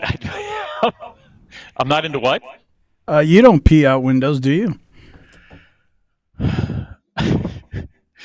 No, Okay. Welcome to the show. no, I don't. Yeah. Yeah, this is like the this is not the prelude. What do they call that? This is a. It's not a. What do they call like the second version of a movie? What's Sequel? that called? Yeah, this is the A sequel. remake or sequel. Yeah. Yeah, this is the sequel to Toilet Time. Like this is how things continue on. The You're in poop time. Yeah, TV. the poop splat is heavy. That reminds me today, I was using the bathroom and I looked down. I was like, wow, this toilet needs to be cleaned. And I scrubbed for literally 5 minutes. I was like, this is supposed to be easy to clean. This is porcelain. And it took everything I had. I almost thought I was going to break the toilet brush. And I was like, how long did I let this go? I finally got it all off, but, Sometimes you got to use a flamethrower. Just go for it. Yeah. Well, it just feels like reality sometimes. You think like you've been sold something. Like porcelain. It's supposed to be clean. It's supposed to be easy to clean. And then you go to clean it, and it's like, it seems like it'd be normal to clean. It's just poop. But then when it's finally time to clean, there's just like that one little spot that's like you're just wailing on that thing. Well, you could always try eating those really spicy chickens. Like, was it from Popeyes or Dave's Hot Chicken? Dave's Hot Chicken. Yeah, you can try eating that. Get your pee really hot, and then try it like with a flamethrower. Yeah, like when you have this burning sensation, and it's hot. Yeah. When you have a burning sensation, go to the doctors, man. Don't mess with that. Yeah, but first pee it out. Try to get this stuff off the toilet. So did you want to add into the movie context? Yeah, I was going to, but you guys got me thinking about this whole thing with poo now, and like when that stuff dries. Although I learned about a story of an Arctic explorer who got trapped in a snow what do you call that, avalanche, and he was buried, and he actually used his own feces. He created a like a dagger with it and dug out, and that's how he survived. He used his own feces to dig himself out. So there you go. That's an interesting poop fact for the day. Yeah, I think the channel you're looking for is Toilet Time. Mm-hmm. I tried going there, man. It's all gone. It's nuked. Yeah, I know. But no nuclear winter. My eyes are still wet. I haven't stopped crying since. What do you think, Mr. Tedby? Do you think movies have now just turned into... Well, let me take that back, what I was going to say, because I think it's universal. But I don't know. Maybe I'll take the whole construction back because now my brain's speeding through all this idea. I was going to say, do you think it's more more propaganda today? I was like, no. Propaganda's been fed heavy throughout the years. I don't know, because the movies are so simplistic today. Like the plots of movies are so simplistic. I'm honestly thinking maybe it's harder to put propaganda in there. You have to construct a narrative. Like maybe the propaganda is the narrative. Like, so we want to create gender identity. Let's just make the narrative of the movie gender identity. Now, what happens in the movie, it doesn't matter. That's whatever. But the identity of the structure of the movie is the propaganda. Where old movies, the actual structure of the movie is the propaganda. It's like, we need you to join the military. So let's make a really like hyperbolic military movie. And so then it's like, oh, yeah, I'm going to go sign up for the military after watching that. And I get that. But like today's day, if you made a movie like that, I don't know if it'd do well. I mean, if there's older ages maybe, but like Gen Alphas and young Gen Zs, I don't think so. Yeah, there's a major difference between what used to come out in the 80s and 90s and the stuff that's coming out today. There's no doubt about it. And I don't know, is that an element of telling the same story over and over again? I mean, do you run out of stories to tell?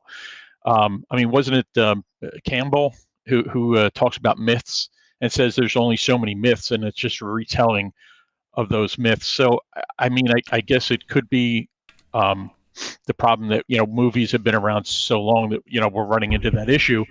The other thing is, yeah, you're absolutely correct with the propaganda. I mean, I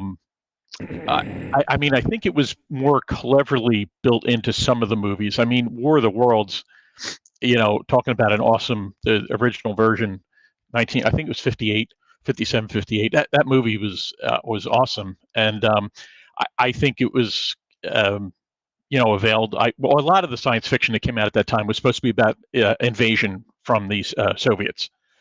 You had this menace.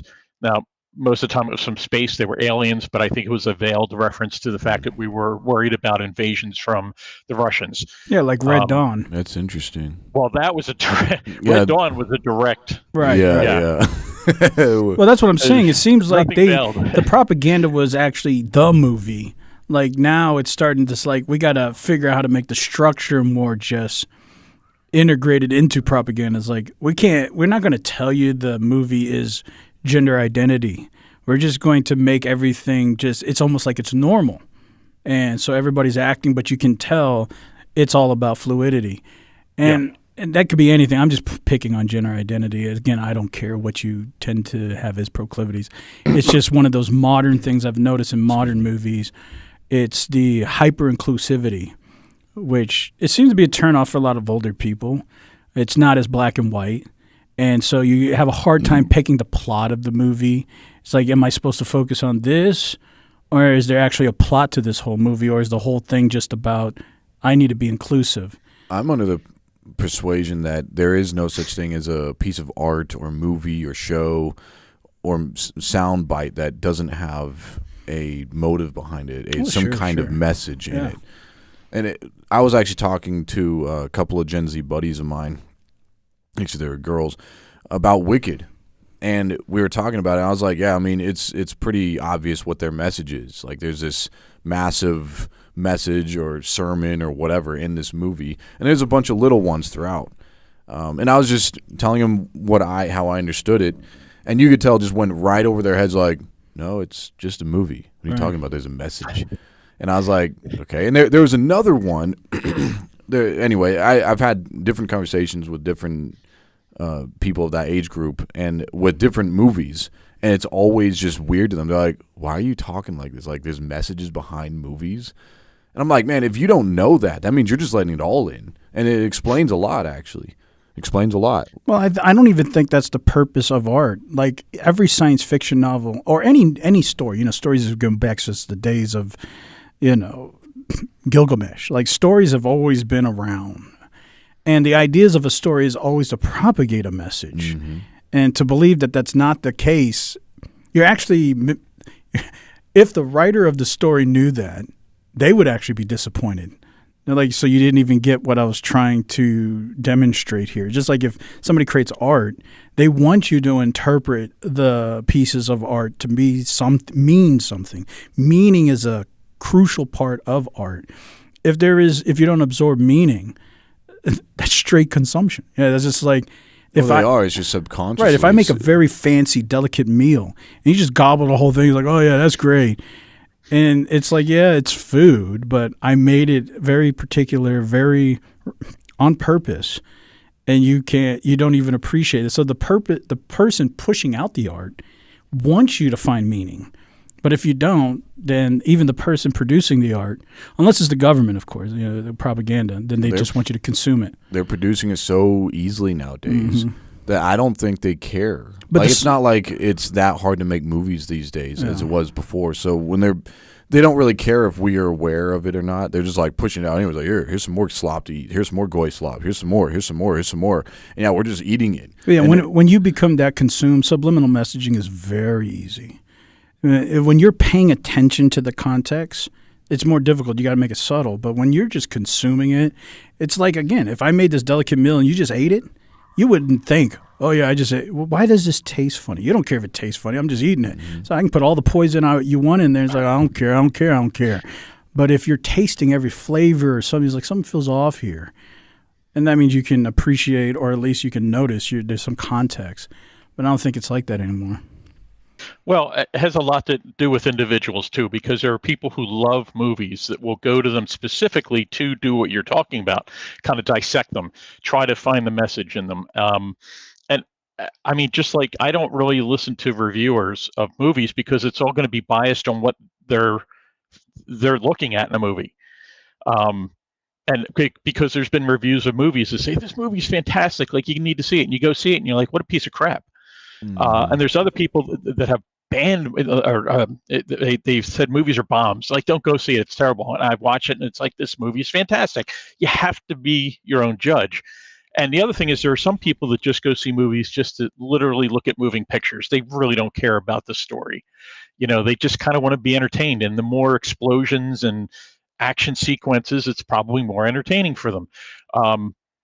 And there's other people that want to go because they do still understand that there's an element of art to it, and they want to see that. I think the perfect example is, look for the movies that are nominated each year at the Academy Awards. I find year after year, I've never, maybe one out of all of them that's been nominated I've seen. I haven't even heard of half of them. So again, it depends on what you're going for. I mean, and I guarantee that most of your Gen Zs aren't, going to see these high arty movies. There is a particular group of people that do go out and see those, but it's not your average moviegoer that's wants to see the next Marvel movie or something like that. I've actually talked. There are some. We can't say all. I know you're saying most, and I would say most too, because there are a small amount of Gen Zs out there that they actually do, and I feel bad for them because they do watch movies. They have like an old school mentality. I'm like, man, you're not going to be able to relate in your culture. I can barely relate in my culture, and I don't know. It's just the way the culture is going. But I was going to ask you, Ted, what would you say the message is of Rambo? Just something that came to my mind. What would be the message? Don't mess with people from the military. I mean, maybe it was like propaganda for the military. Well, I mean, that end sequence. I mean, through the whole movie, you're seeing him kick butt, and he's battling these guys. But the scene that got me was at the end when his commanding officer finally got to him, and he was talking about what it was like over there, and the dude just starts crying. And it's like, man, that hits you like a sledgehammer, because you're thinking, oh, he's a badass, he's taking these guys out, and then you see the psychological damage that something like the Vietnam War did to people, and if that was a very strong message in that. Then the subsequent movies after that were just like Explosion Man. So it was to respect the military, like what they went through and what they're capable of and all that. Well, yeah, I think in the end it was really catching people's attention, and then delivering that message at the end that these guys went through hell, and it's still with them. That's the problem. These guys came back from war, and they weren't greeted with parades and women kissing them in the streets. Like World War II. You see the cover of that Life magazine; it's very famous. But no, they came back to people, spitting on them and calling them baby killers, and it wasn't good. And I lived through that, so I mean, I was around when that was happening, and it wasn't good. Oh. Yeah, I mean, it makes sense. I mean, Nixon going through like Watergate, and him trying to show face, and then continuing on with the narrative of, maybe it wasn't the best thing, but don't disrespect these veterans or whatever. But at least what I see with these movies is, the propaganda is clear. It's easy. It's like, you need to love our soldiers. You need to love the Americans. And regardless what you think about the war or Vietnam or whatever, these are very special people. And let me show you how great they are. So you got Rambo or Chuck Norris or whoever, and they're trying to magnify the greatness of the military. And it's obvious. It's like anybody can watch that, can see the idea here is, we are powerful and we can dominate. Somebody like Chuck Norris, like, he can't die. It's just impossible. He's not dying. And the guy doesn't even bleed. Right. Watch Walker, Texas Ranger. I don't think. The idea is, America can't die. We don't die. We prevail. We don't give up. And that's simple. But it's just interesting, as you move through the years, the propaganda has become more abstract. Like when you get into Blade Runner, like what's the idea there? Or when you get into iRobot, what's the idea there? And so now you move away from the war constructs into more technological constructs which are more futuristic, but it's a documentary. It's predicting or acclimating a predictional model of saying, this is something that I know you guys feel and you guys can connect with, but it wasn't for the older people. It was for a lot of the millennials at that time. They thought that was really cool. It's like, oh, look at the robots. Oh, look at this transforming thing. Look at this new world. Yeah, I think it was because of Bohr's law. And everybody, people took that and they said, this is what's going to happen. This is what he's saying. They just hyperbolized it. You had the 80s, like which really monopolized computers. And it's like, we're not going to war no more. We're getting into technology. And that's where the millennials were in the 80s and the 90s. Well, that's what's interesting about what Bill was saying about the alien movies back in the day in like the 50s and 60s. Yeah. Right. It goes over my head because I guess I wasn't alive when they came out, so I wasn't in that context when they were coming out. But I just always assumed it was because like Roswell and aliens, like this is the first time we started knowing about aliens, so now aliens, like that's a big fear. Well, but there was these war things happening. Right. I always think it's really, I don't know how deep to go because I don't want to propagate. I think they're too smart. But it always seems to every event seems to precede an idea that the government wants. So if you make the idea, Roswell was just acclamation for the space war. And again, I don't want to give the credit. Maybe it was accidental, but it just seems this way. So you have the 50s, the 60s, which then leads to 69, and we got the space war and people landing on the moon, blah, blah, blah. So you had all this propaganda about space, 50s, 60s, and now you got this man lands on moon. So it's all before the event. So now you got Blade Runner, you got computers, you have all this stuff. It's before the event, and now, you see what happens. It seems like every movie is propagating a function before the event, and it seems to be about a decade before an event that something is going to lead to. And again, that's maybe my mind saying it's just predictive programming, and the government's on this mechanical function, but maybe I'm just giving them too much credit there. But it just seems that way. Everything presets before the big governmental shift. Well, I don't think you're wrong. Look at Minority Report, the predictive crime. Mm-hmm. And then, we're talking about AI, and like trying to predict crime based on patterns of people's behavior. So, science fiction, you're right. I think it's always been predictive. Even if you look at the stuff back in the 20s and 30s, it was written, Jules Verne, a little bit later, Asimov, they dreamed of a lot of the things that we now have. So, I think science fiction always kind of predates the things that we're going to see in the future. Look at Men in Black. Yeah, right. That was isn't that in the 2000s? I think the first one was it 97? Yeah, so that's about the time. But Blade Runner, the first Terminator, Minority Report. Yeah, but Men in Black was about aliens. Like that. Yeah. That one was about. It didn't seem like there's any wars going on that they were trying to. It's alien wars. Like they're invading, right? But or even was the first one. That one movie that happened recently came out in 2022 called White Noise, about a train wreck happening with chemical spills in Palestine, Ohio. And then I think, was it a year later?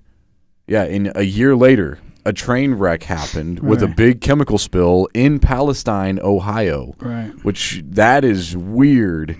A year before. And it happened. A lot of the stuff in the movie apparently happened in real life. Right. And that's why I get Jules Verne's and stuff like that, like all these science fiction writers. Of course, they're visionaries, so they're assuming the future. But I'm talking, and this is where I say maybe I'm over giving too much credit. I'm thinking more of like Operation Mockingbird type of stuff. Like the government knows its plans that it wants to achieve in the next decade. So it needs to acclimate, just like 9/11 or something, like I've shown with the Code Red Mountain Dew cans. It was literally 6 months before 9/11, and they came out with these Mountain Dew cans called Code Red with airplanes. And, and there's a bunch of that, like Simpsons and blah, blah, blah. But is it a more predictive function of the government? Not so much just science fiction as a genre. I get that. But more interconnected to government agendas. Like, here's my 10-year plot. This is what I want to achieve in the next 10 years. So let's start acclimating the society to these ideas, and then they'll be on board instead of fighting it. Because now they have been propagandized with the ideas, this is good, this is America, this is the agenda. Yeah, you're preparing people psychologically for these things. You put it into their mind like a seed, and you kind of let it grow. It becomes more normal. So when they see it in real life, it's like, oh yeah, that kind of seems familiar. Right. I agree. But also keep in mind that like you could take 10 movies that have come out in the past year, and you could probably sit down and pick out the ones that could potentially be propaganda. I mean, they don't all have to be propaganda. They don't all have to have a message, but like one of them could be a message for a particular movement, and then another one could be for something else, and then you have the government involved. And then some of them could just be made because somebody just wants to make a couple bucks making something that's fun or whatever. Yeah, so, like one thing I would point out would be like those 2012 movies. That was all because of the Mayan calendar kind of predictional idea. Do I really believe that they were setting the forefront like a decade, which would be about now? Were they telling us get ready because there's going to be something like that? I don't think so. I think they're just monopolizing on the Mayan calendar thing. But they don't miss an opportunity, though. Within that movie, there's millions of little messages, remarks, and you guys know. But that's what I'm saying. I don't want to say it's everything, but there does seem to be some kind of cycle of governmental outcomes and then a whole decade of like acclamation. But again, my mind says, but are they really that plot? Are they plotting that far? Are they really playing 5D chess like that? Maybe they are. I think that's how I think. That's what I would do. But is that what they're doing? Well, if you could do it, then why wouldn't they? Right. That's how I always think. But a lot of times I get the claim, oh, you already know. No, the government aren't thinking like that. And I'm like, I think like that. I think the government probably thinks farther than that. Yeah, if you can do it, then you're just a mere mortal. Well, I'm just watching. Think about what the elites can do. These guys are gods. That's what I would assume. That's why I think it's strange that people think that, well, they're not. They're not really that smart. And I'm like, I don't think I'm that smart. I mean, I'm okay smart. And yet, if I can see what you're feeding me, I assume you want me to see that. Not only that, they also have AI now, and the real AI, not the stuff they're giving us. They have that with all their minds, which is they probably don't need their human intellect anymore, But and I mean, the other thing is, oh damn it, I just lost my train of thought. I'm sorry. Go ahead, guys. It'll come back. Oh, that's fine. Senior moment. But yeah, a lot of times that's what I think with the movies per se. But yeah, I saw Noah Cloud talking about music. Like he was saying one of his nephews bump aggro rap because he wants to seem cool. And yeah, music is another big player in all the propaganda. He also says it's the OG brain rot. Yeah. And I would say, it's a cultural shift. Because you start identifying, and I would say music is probably more powerful because it's more redundant. Like it's only 3 minutes, so you listen to songs, you memorize the lyrics, and then the beat just keeps you attracted, or the whatever the music function keeps you attracted. But it's repetitive, and now you talk about subliminal. You might know the lyrics, but now as you memorize it, oh yeah, it's in there. It's before in you know it, you're teaching people how to Dougie. They're learning how to stinky leg. There's just all kinds of stuff. It's just Superman, that thing. It's gang. Yeah. Yeah. They got double chains now. Let's get to the floor. But yeah, I guess it's what's hard is trying to talk to younger individuals and say, it's fine. You can listen. I'm trying to figure out why Bill's shaking his head. Like we know he knows what time it is. We know he knows. He's shaking his head like. Well, I mean, you can even hear music is probably the simplest form. Why do I keep saying Bill? What did I say? Bill or Ted? Well, his name's Ted. No, you're saying Bill, but Bill and Ted. It's a great adventure. Yeah, Bill and Ted. Yeah, no, Ted. Man, why did? Yeah. Anyway, music I think seems to be one of the smallest things. It's like you saw in the early '70s how much music was being against, and it was famous too. Vince, famous or not, against the Vietnam War, and and they monopolized that. But it was hard to make a movie like that because that's more controlled. Well, was that This Island Earth? Did you see that one, Ted? Yeah. Yeah. that one really freaked me out as a kid because there's that scene towards the end where the alien, it's got these big pinchers and it's getting ready to pinch this woman who's like trying to get out of these restraints because they just went through cryogenic sleep and everything. Everybody gets out except her, so she's like screaming, and this thing is coming closer and closer, and just the anticipation is like, oh no, it's gonna get her. And I don't know why that freaked me out. Yeah, it really taught me to be afraid of the Vietnamese. Well, I really didn't know how deep this rabbit hole went until I legitimately studied the real Operation Mockingbird and the church committees. When you read through that, and it's public, there's no denying it, you see how deep the CIA was embedded in this operation. And so, of course, it's hard. What I was saying earlier, it's hard to get young people to understand this has been a long time running. This is absolutely nothing new. Yeah. And you have to, regardless you believe it or not, it's just facts that the government wants you to think a certain way. And the easiest way they know is through media. I mean, look at the Voice of America that got shut down because it was a United States government propaganding to the United States people. This is why they had to come up with that Smith and Wesson.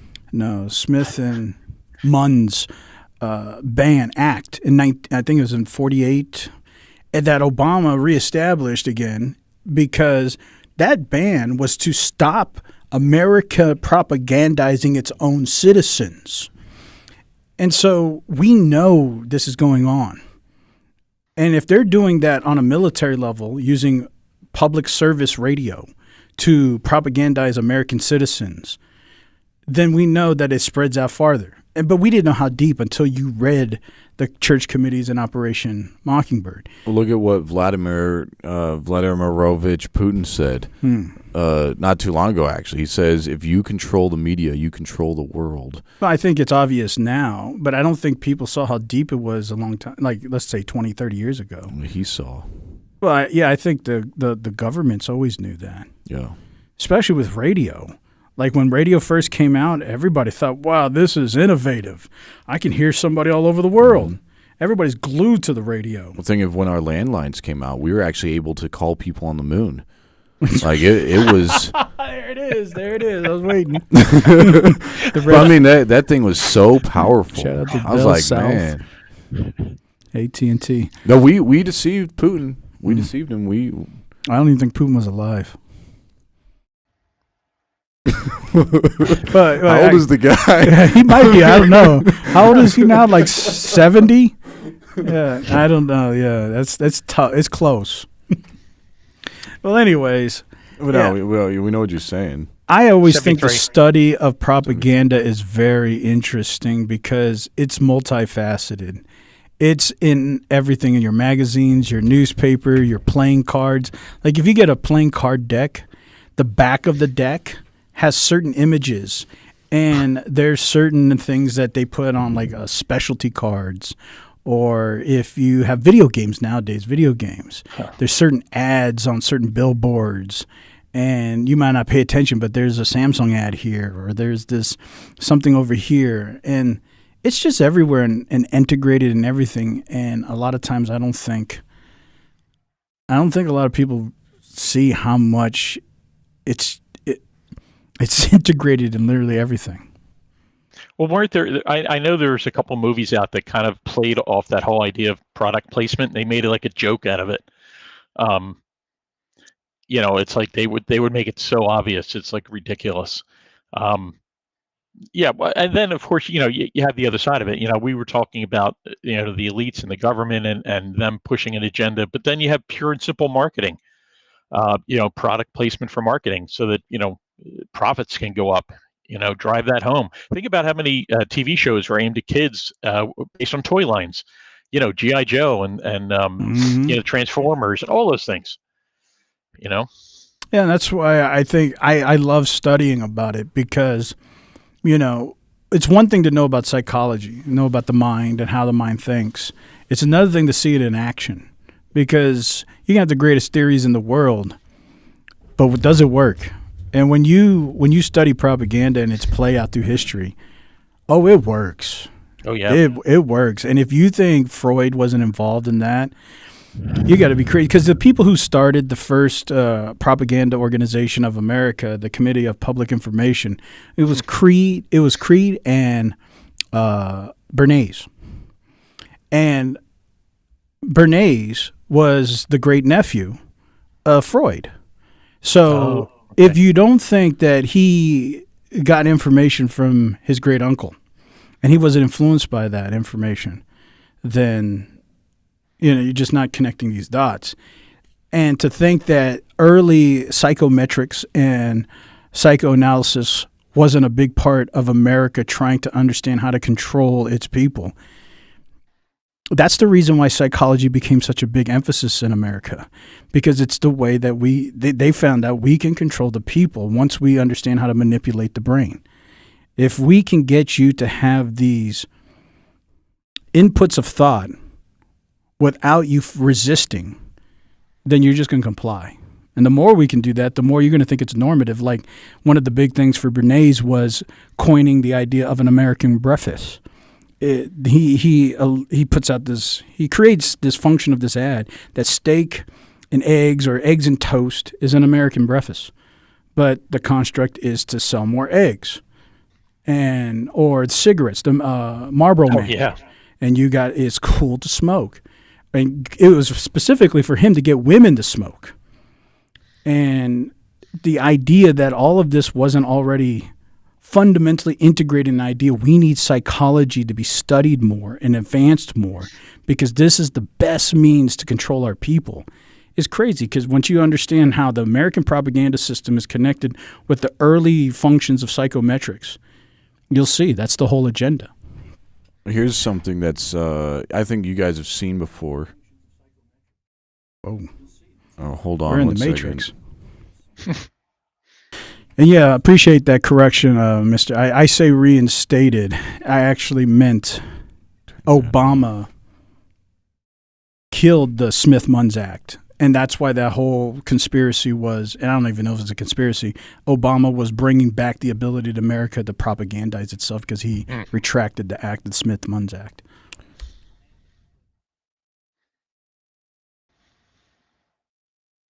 Yeah, so you can see this. You guys can just look this up. I remember 1960s this. anthem. Yeah.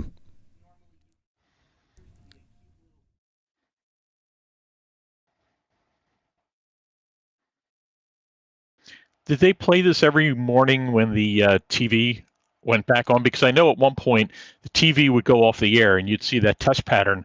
And in the morning when they started up again, I think, isn't that when they played this? Well, you would probably know better than us. I mean, this is a 1960s. Oh, hold on. Well, the only problem with that is I probably wasn't awake watching TV at that point because I was going to school. So I probably never caught it. So they were just getting your parents. Yeah, if they were even had the TV on at that time, which again, getting ready for work, getting the kids up, probably really didn't have time for it. And I don't know what time it went back on the air. It was probably like maybe 5 or 6 a.m. So, yeah, this guy actually translated it for us. Rebellion is not tolerated.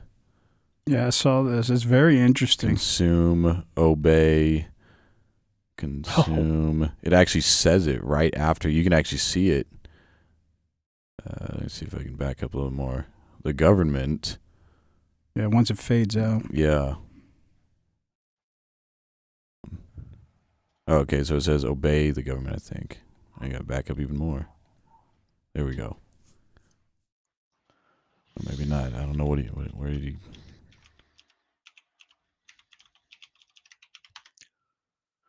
I should have just got the full clip. That's fine. Oh, here we go. I think he's about to start translating it for us. Yeah, you're going to see it as it slows down. Trust the government. And you can see it. Mm-hmm. Rebellion is not tolerated. It said consume, obey, consume.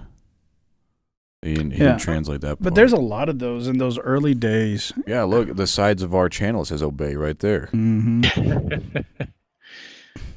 But yeah, I mean, those are the infancy days. But yeah, and then nowadays, that's what I'm saying. It seems like modern movies, they just make it the structure of a movie. It's almost like you don't notice it because it's a part of the structure of the movie. The idea of the movie is one thing, but the structure of the movie might be, like I was saying, it could be just gender fluidity. But it's not subliminal anymore. It's just overarching. This is the theme. But then you have all these other things that make you not pay attention to the theme. Like, oh, this person's over here at the swimming pool. This person's over here at this party and this and this. But the theme is right in your face. The whole theme is about this gender identity. But back in the day, it would have to be like that. Like, let me decrypt these subliminal words because people were paying attention more. And so they would need it to be very particular. It's almost like if I zoom in with a camera. If I zoom in, I can only focus here because my focus is very tight. So if you want to give me propaganda, it has to be really tight, really detailed. But if I zoom out and everything I see is on a large scale, you're going to have to make the propaganda really simplistic. It has to just be everywhere. And I think that's what's happening today. People have less context windows. So the propaganda has to be more generic. It just has to be everywhere. And for us, like more people that are older people, we probably see it so obvious. It's like, can't you just see that? But because they have low context windows, they're like, what are you talking about? So for them, it's real propaganda. But for other people that have more tighter context windows, they're like, it's just sitting in your face. They're like, they'll say, I don't see it. I don't see anything. Well, the whole idea of the subliminal messages, I mean, they used to do that in film, and it was easy because they would do it every so many frames, which means you wouldn't physically see it, but your brain would pick it up because your eye catches that. So, I mean, they were physically putting these messages in there for your brain to kind of catch. Whereas today, you're right. I think it's more of a psyop where they're trying to do it more, not by simply putting these messages so your brain's catching them. I think they're doing it so that you are thinking about it in a certain sense, but you're probably more of a subconscious thing. Yeah, because think about it. If you were paying attention, like really, like if you're reading those words, you got to really be paying attention frame by frame. The dawn's early. Who's watching that except people who are really paying attention? Well, that means your propaganda has to be really tight. But if, like, again, it makes sense when you think about the social media world. If doom scrolling, I don't know if you've ever doom scrolled, you just notice the context window is so small. It's like, oh yeah, that's cool. That means their idea of attention is very small. So if you want to propagandize these people, you can't make a little subliminal message. They're not going to see that. Their context window's too tight. You got to make an overarching subliminal because they're just not going to see it. They don't have enough context window. What's interesting about that clip that we just watched, right before that, this is what's played. Please do not adjust your set. Yeah. And then it goes into the national anthem. Right. And I thought that was interesting too. It's like, yeah, so they knew, even if you, I mean, I guess, why do I keep calling you Bill? Ted could attest to whether there was a way to slow down footage back in that time. I guess if it was recorded in some way, like before we had VHS, they used to record on reel to reel video, just like you see audio reel to reel, where they were much bigger. It was a video reel to reel, and actually, my dad, who was a real electronics whiz, he loved electronics. He managed to get his hands on one of those units. And so we have some programs taped from like the mid 70s before VHS ever came out. And just like a tape recorder that you can control the speed, you can do it with video as well. So the answer to your question is yes. If you had the right equipment, you could capture video and slow it down and see things. But What I remember with the VHS and cassette tapes, you couldn't slow it down. Like there was no slow motion button. You could fast forward and rewind, but I don't remember there ever being a slow button. Well, I don't think you could with the VHS and beta, but you could with this reel-to-reel, because it was a professional level video. So you could slowly go kind of, I would say frame to frame, and look at the different images. Now, it was grainy. It wasn't very clear, but it's still you were able to do it. I do seem to remember having a VCR years ago that had like it had a knob on it that you could go backward and forward. It would like kind of jiggle the the image, so you could kind of slow it down a little bit. So I think that was one of the features. But those were far and few. Those weren't. It's not like every household had those. It was almost like getting a. It wasn't a common thing. No. Yeah, it's like getting a VCR that could record tapes like that. Not every VCR could do that either. Yeah, but I'm thinking back like in the 50s, all of it was film projection, and that's frame by frame. And what people would do is cut a frame, and then they'll glue the frame together, and they'll slice here, and they'll paste something here. And that's back in the day. But like Ted is saying, for those professional pieces of equipment, you could go in slow motion, because there's a or knob backward. that sped it down. Like if he's talking about reel-to-reel, only thing I'm familiar with that is audio. Because, know, when you do audio engineering, there's analog and digital. And you want to combine analog and digital so you get your digital music, and then you feed it through the analog reel-to-reel to get that analog saturation, that tube saturation, and then you feed it back into your digital interface. But that's audio. I don't, I only can imagine the film is just like film projectors of like back in the day. You turn it on, it's like, and it's like this, feels like watching Chevy Chase or something, Well, even if you upstairs in his attic. Even on the VCR that can slow-mo something, it doesn't give you sound with that either. So if there was backmasking in the words, then you wouldn't be able to get that. I almost wonder if that was by design.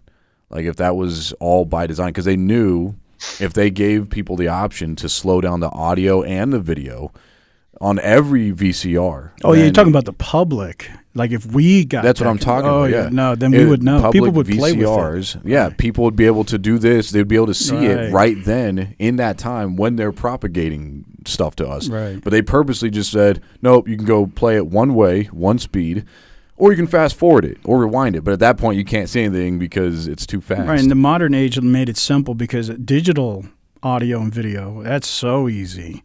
Yeah, but back in the day, you had to have equipment to do that. And that would be so expensive. The average person wouldn't have that access. Yeah. And maybe it was on purpose of that. But I would just say that's just technological economy. But digital everything. I mean, everybody now, like you can go on TikTok and just push a filter and slow down something. Yeah. That's how which is, you guys bring it up all the time. What's real? What's real? If it's on media, unless you're face to face, and then you go back to the old, is someone telling the truth? But that's been an issue for thousands of years. But I mean, in terms of media, what you're watching nowadays, you can't tell. Yeah, we actually talked about that this week about that dealing with that Bondi Beach shooting in Australia.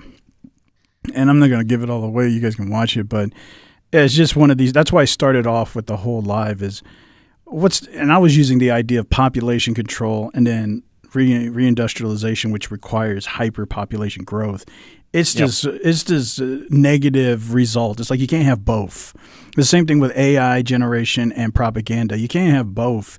If you're going to tell me it's fake and I don't want to believe it, then leave the AI videos out there so I'll say, oh, it's AI video.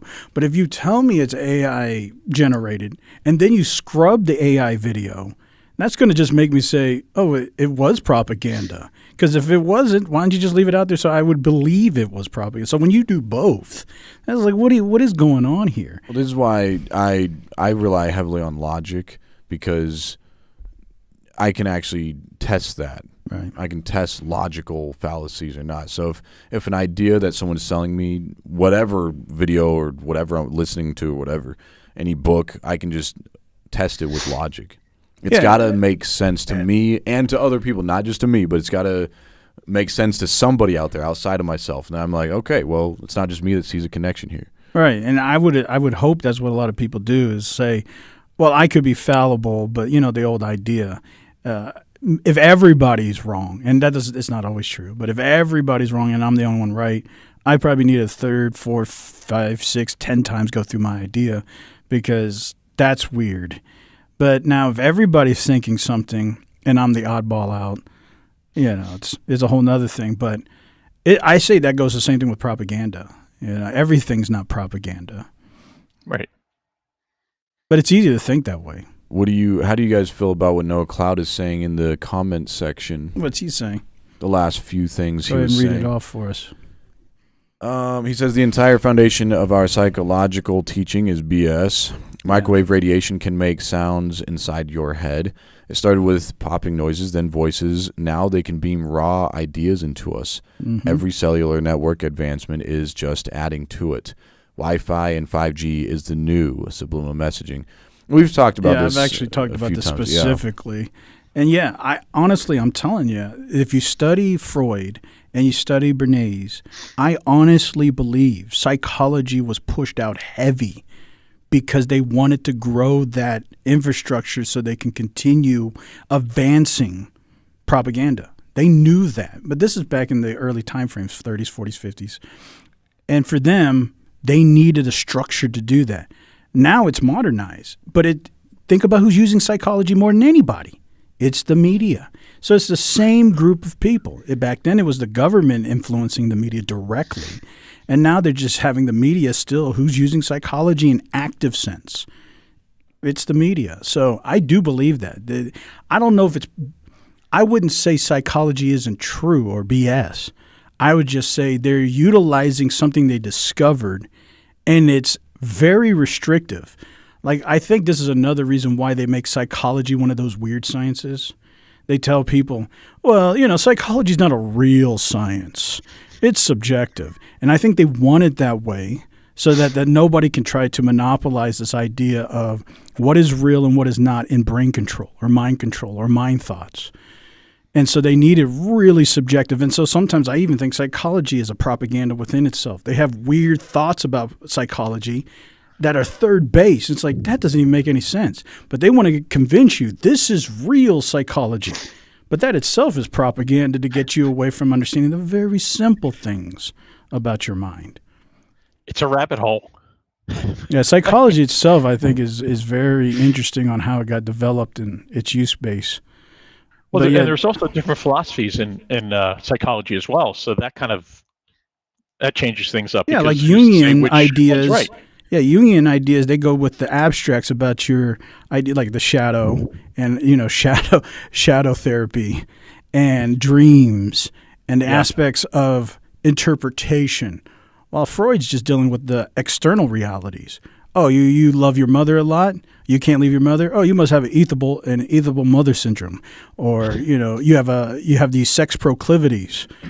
But I think a lot of that was used so that they can ostracize certain formats of psychology. It's like, oh, if you believe in the Jungian stuff, you're that new age people. But, Freud's dealing with that really structured external reality. We can use a Freudian thing. But ultimately, I think they used both. I think they combined both ultimately.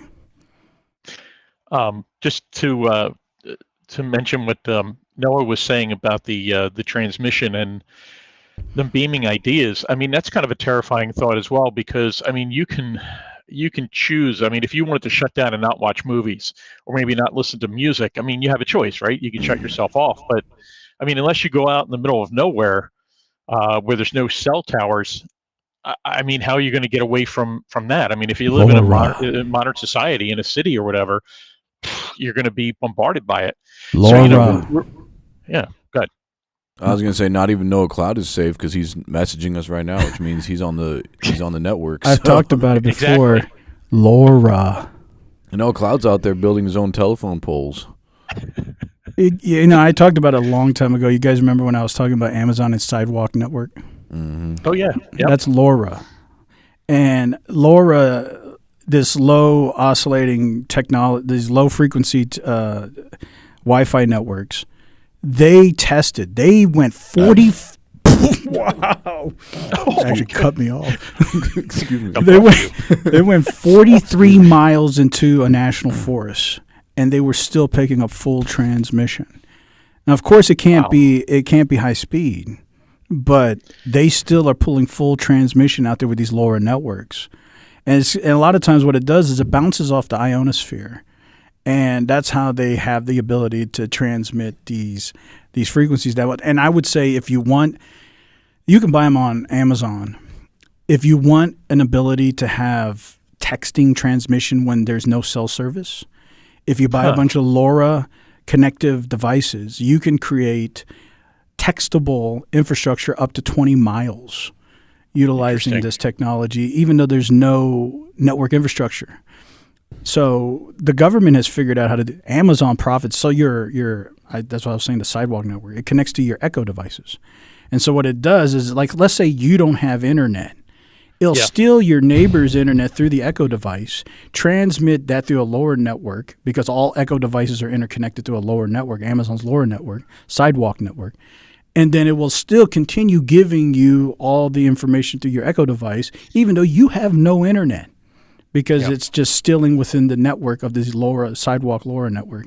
So that's how they'll do it even out in the woods or anywhere else. Well, just to let folks know who are listening, who may see this, there's a way to go into your Echo device and shut off that neighborhood sharing. I've done that. So you can Google it, but I recommend doing that. Yeah, but I think that these LoRa network infrastructure, Amazon uses it, but personally, you can buy these devices and you can use it for emergency cases.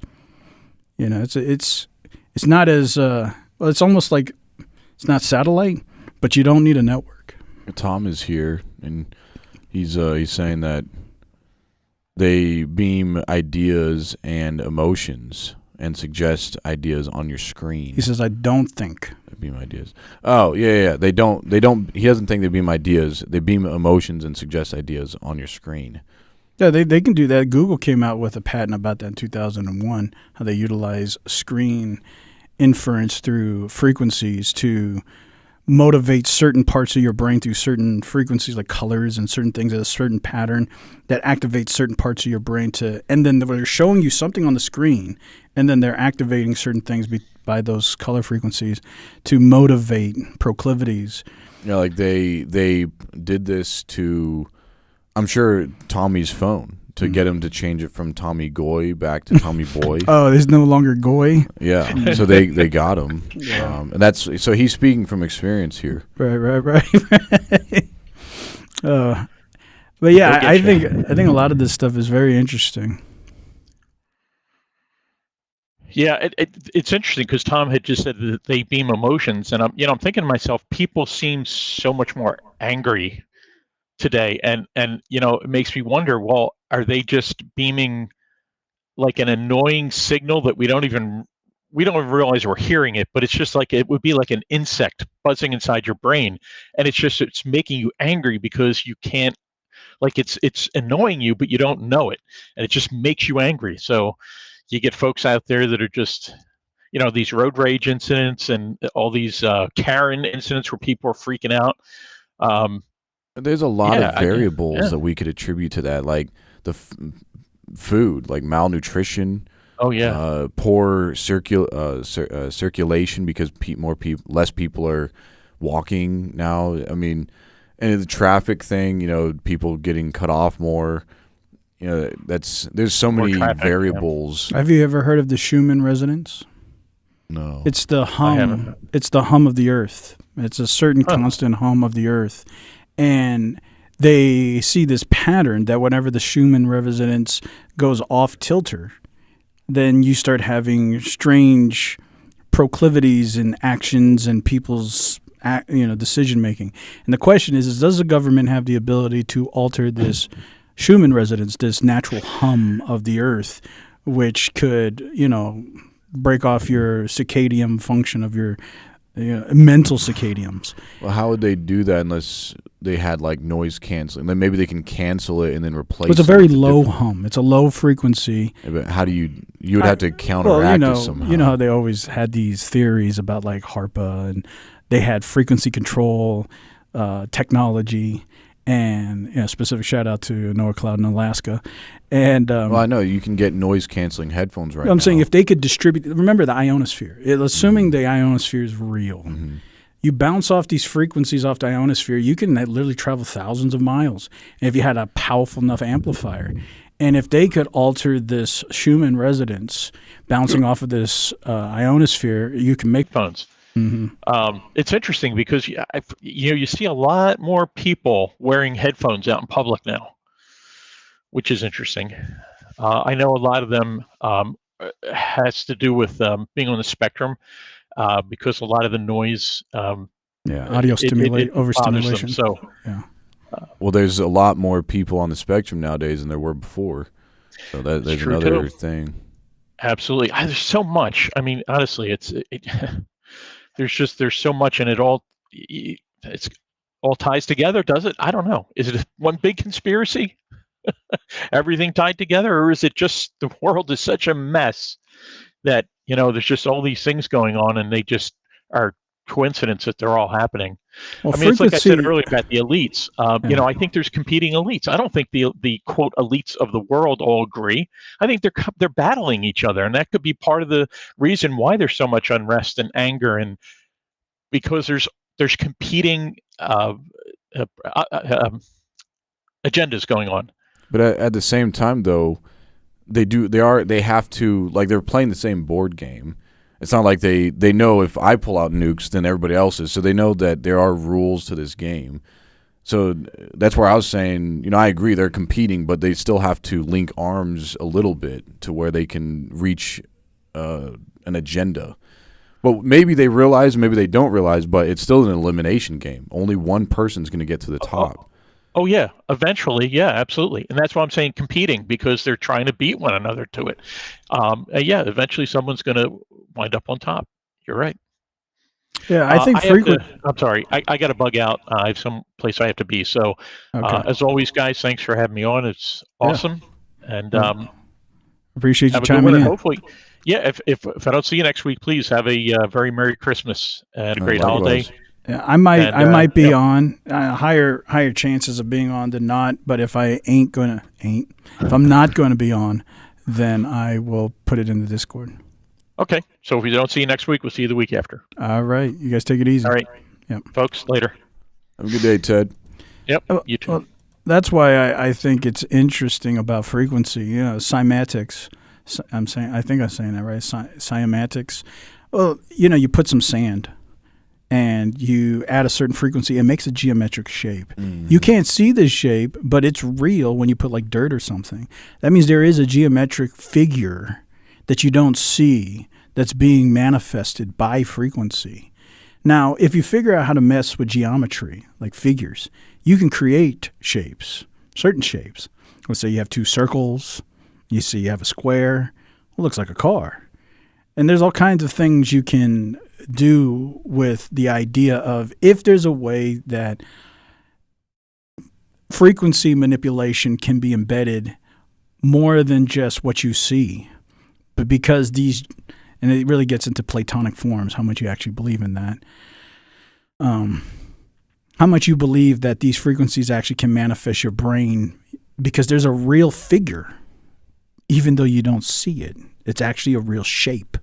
And this sound is creating an actual shape. And can that somehow manipulate your brain structure into also picturing certain shapes? And if that's the case, then if somebody could perfect that, you can alter the brain to see shapes or images eventually, combine shapes together by just simple sounds, because sounds at a constant hum or constant rate will keep these geometric shapes. So frequency itself is it's very interesting when you study frequency manipulation. Tiffany Schlieb is here. I don't know if we've ever seen Tiffany here before, but if we have, welcome back. If we've not, greetings. Yes, welcome, Tiffany. And Noah Cloud said F is the natural resonating for Earth. You can destroy anything with the right resonant frequency. Yeah, it's interesting how they changed the normality tone of music to 440. And again, it just depends on how much people study. Manipulation through frequency is the easiest way to do something. Like if I play low frequency oscillations, it makes you feel a certain way. If I make high pitch oscillations, like if I want to make you really angry and irritated, what do? You make high pitch frequency oscillations. It's like that. We could bring kids on here. Yeah, or you just make that nagging ee is a lot more irritating than or kids' laughter and crying. Yeah, low things have a comfort. It's like a rumble. High pitched things are annoying. And that's basic. Like that's just so basic. Now somebody who understands how to manipulate things utilizing frequency is not that difficult. Same thing with music. If you just change the bass note frequency, you can make things darker. You can make things more depressing. Or you can, major and minor chord progressions. And it's all mathematical. The circles of fifths. Tommy Boy says, "Dang, Bill really left over Ted calling in. Come on, man. Don't be gay." I don't know what that implies to, but yeah, it is what it is. And then, Tiffany says blessings to Ted. Tommy said later, Ted.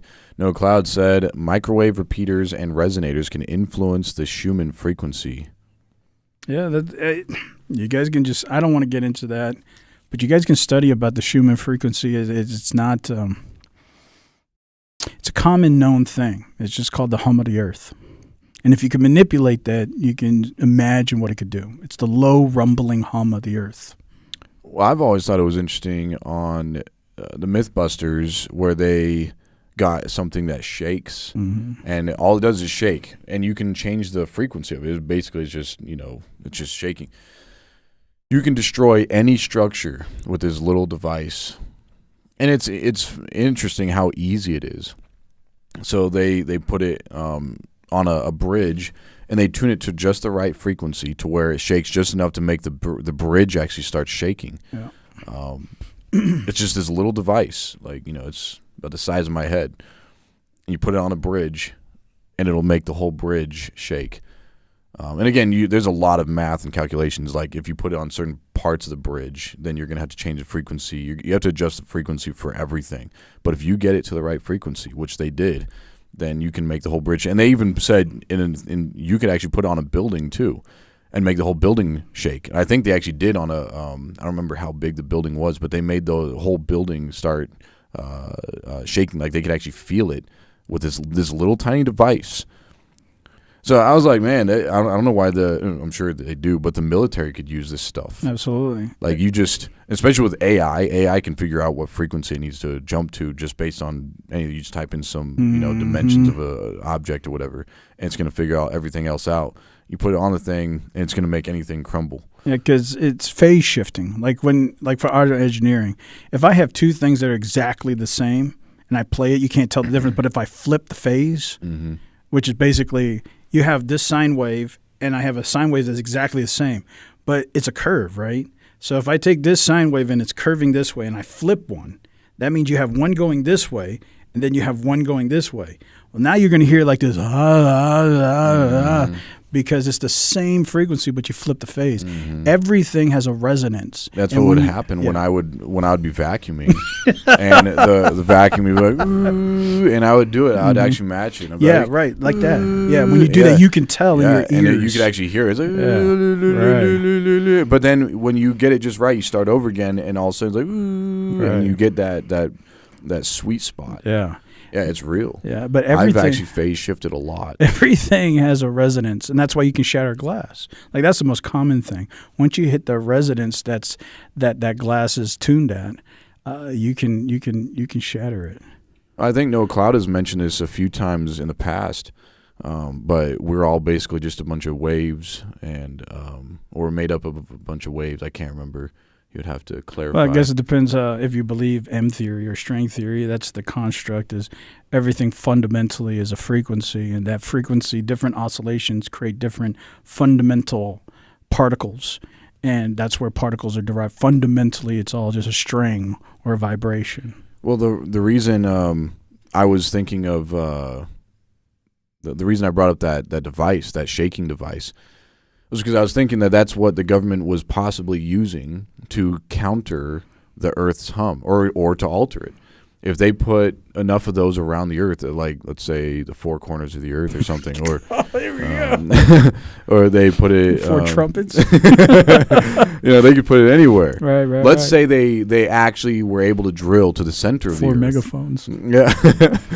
Let's say they're actually able to drill to the center of the Earth. Yeah. Wow, is it that time already? Yeah, well, it flew by. And they just didn't tell anybody, but they did it.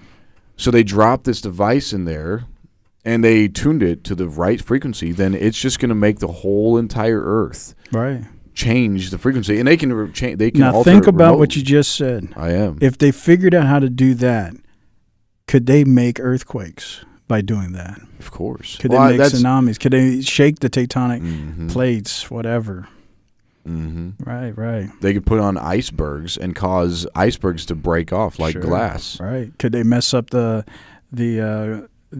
global ocean stream that works like a radiator, cooling the south, keeping a symbiotic relationship in the ocean structures. Yeah. Well, that's the only thing I'm saying is, again, people out there are so much smarter than me, and their whole job as a think tank is to figure this stuff out. If you think they haven't come to some understanding of this way beyond art, and it's not even papers. Like, I can read all the papers, and I read a lot of papers. I don't believe all the stuff that we know is written in all these papers. I don't think the government would be smart to put all this stuff in papers. And so I have a fundamental understanding, but then I know that it goes deeper than this. It has to go deeper than all this. And there's no way that we are going to be told that, because this is a weapon on a global scale. You literally can affect the whole entire Earth if you wanted to. If it was real, if it's true. And I believe, is it scalable? Like, you can do it on a small scale. But if you can do it on a small scale, could you scale it up? Could it be on a large scale? In theory, yes. But how much energy would you need? So that comes back to energy. But have they figured a way to maximize energy with lower consumption? I would say yes. They're just not telling us. And if that's the case, then they would have enough energy to do whatever they want. Put it on an island, an obscure island like Nemo's Point. And why not? And you'd never know. It's just some buoy out there. I'm sure they already did all this. Right. That's what I'm saying. I would assume they would have already done something like this. I can't assume I'm just coming up with this. I was like, I see that these people, well, it's I'm funny, sure they have already figured it out. You've pointed out before where there were these massive tsunamis in the water. We don't know where it came from. Right. It's like, well, how do we know that they weren't doing that? Like, we know that they were doing something, but maybe that's exactly what they were doing. Right. And all these weird anomalies, tsunami just hit Texas. Or whatever, all that that weird happens. flooding that happened in when Trump didn't want everybody talking about Epstein, all over the whole United States. Yeah, that time when there was chocolate rain. Oh yeah, purple rain in Colorado and Texas. Yeah. Yeah, and it was all just people were just testing stuff that they have. Yeah, I don't know, but that's something for people to look into. It's always fascinating, but that's all the time we have for this week's episode. That's us. Yeah, hopefully you guys enjoyed it as always. I most likely will be on here next week. It may not be for the full timeline, but I most likely will be. Colleague won't be because he has to go deal with rabbits, and those, you know the old story. Yeah, I'll be home for Christmas. But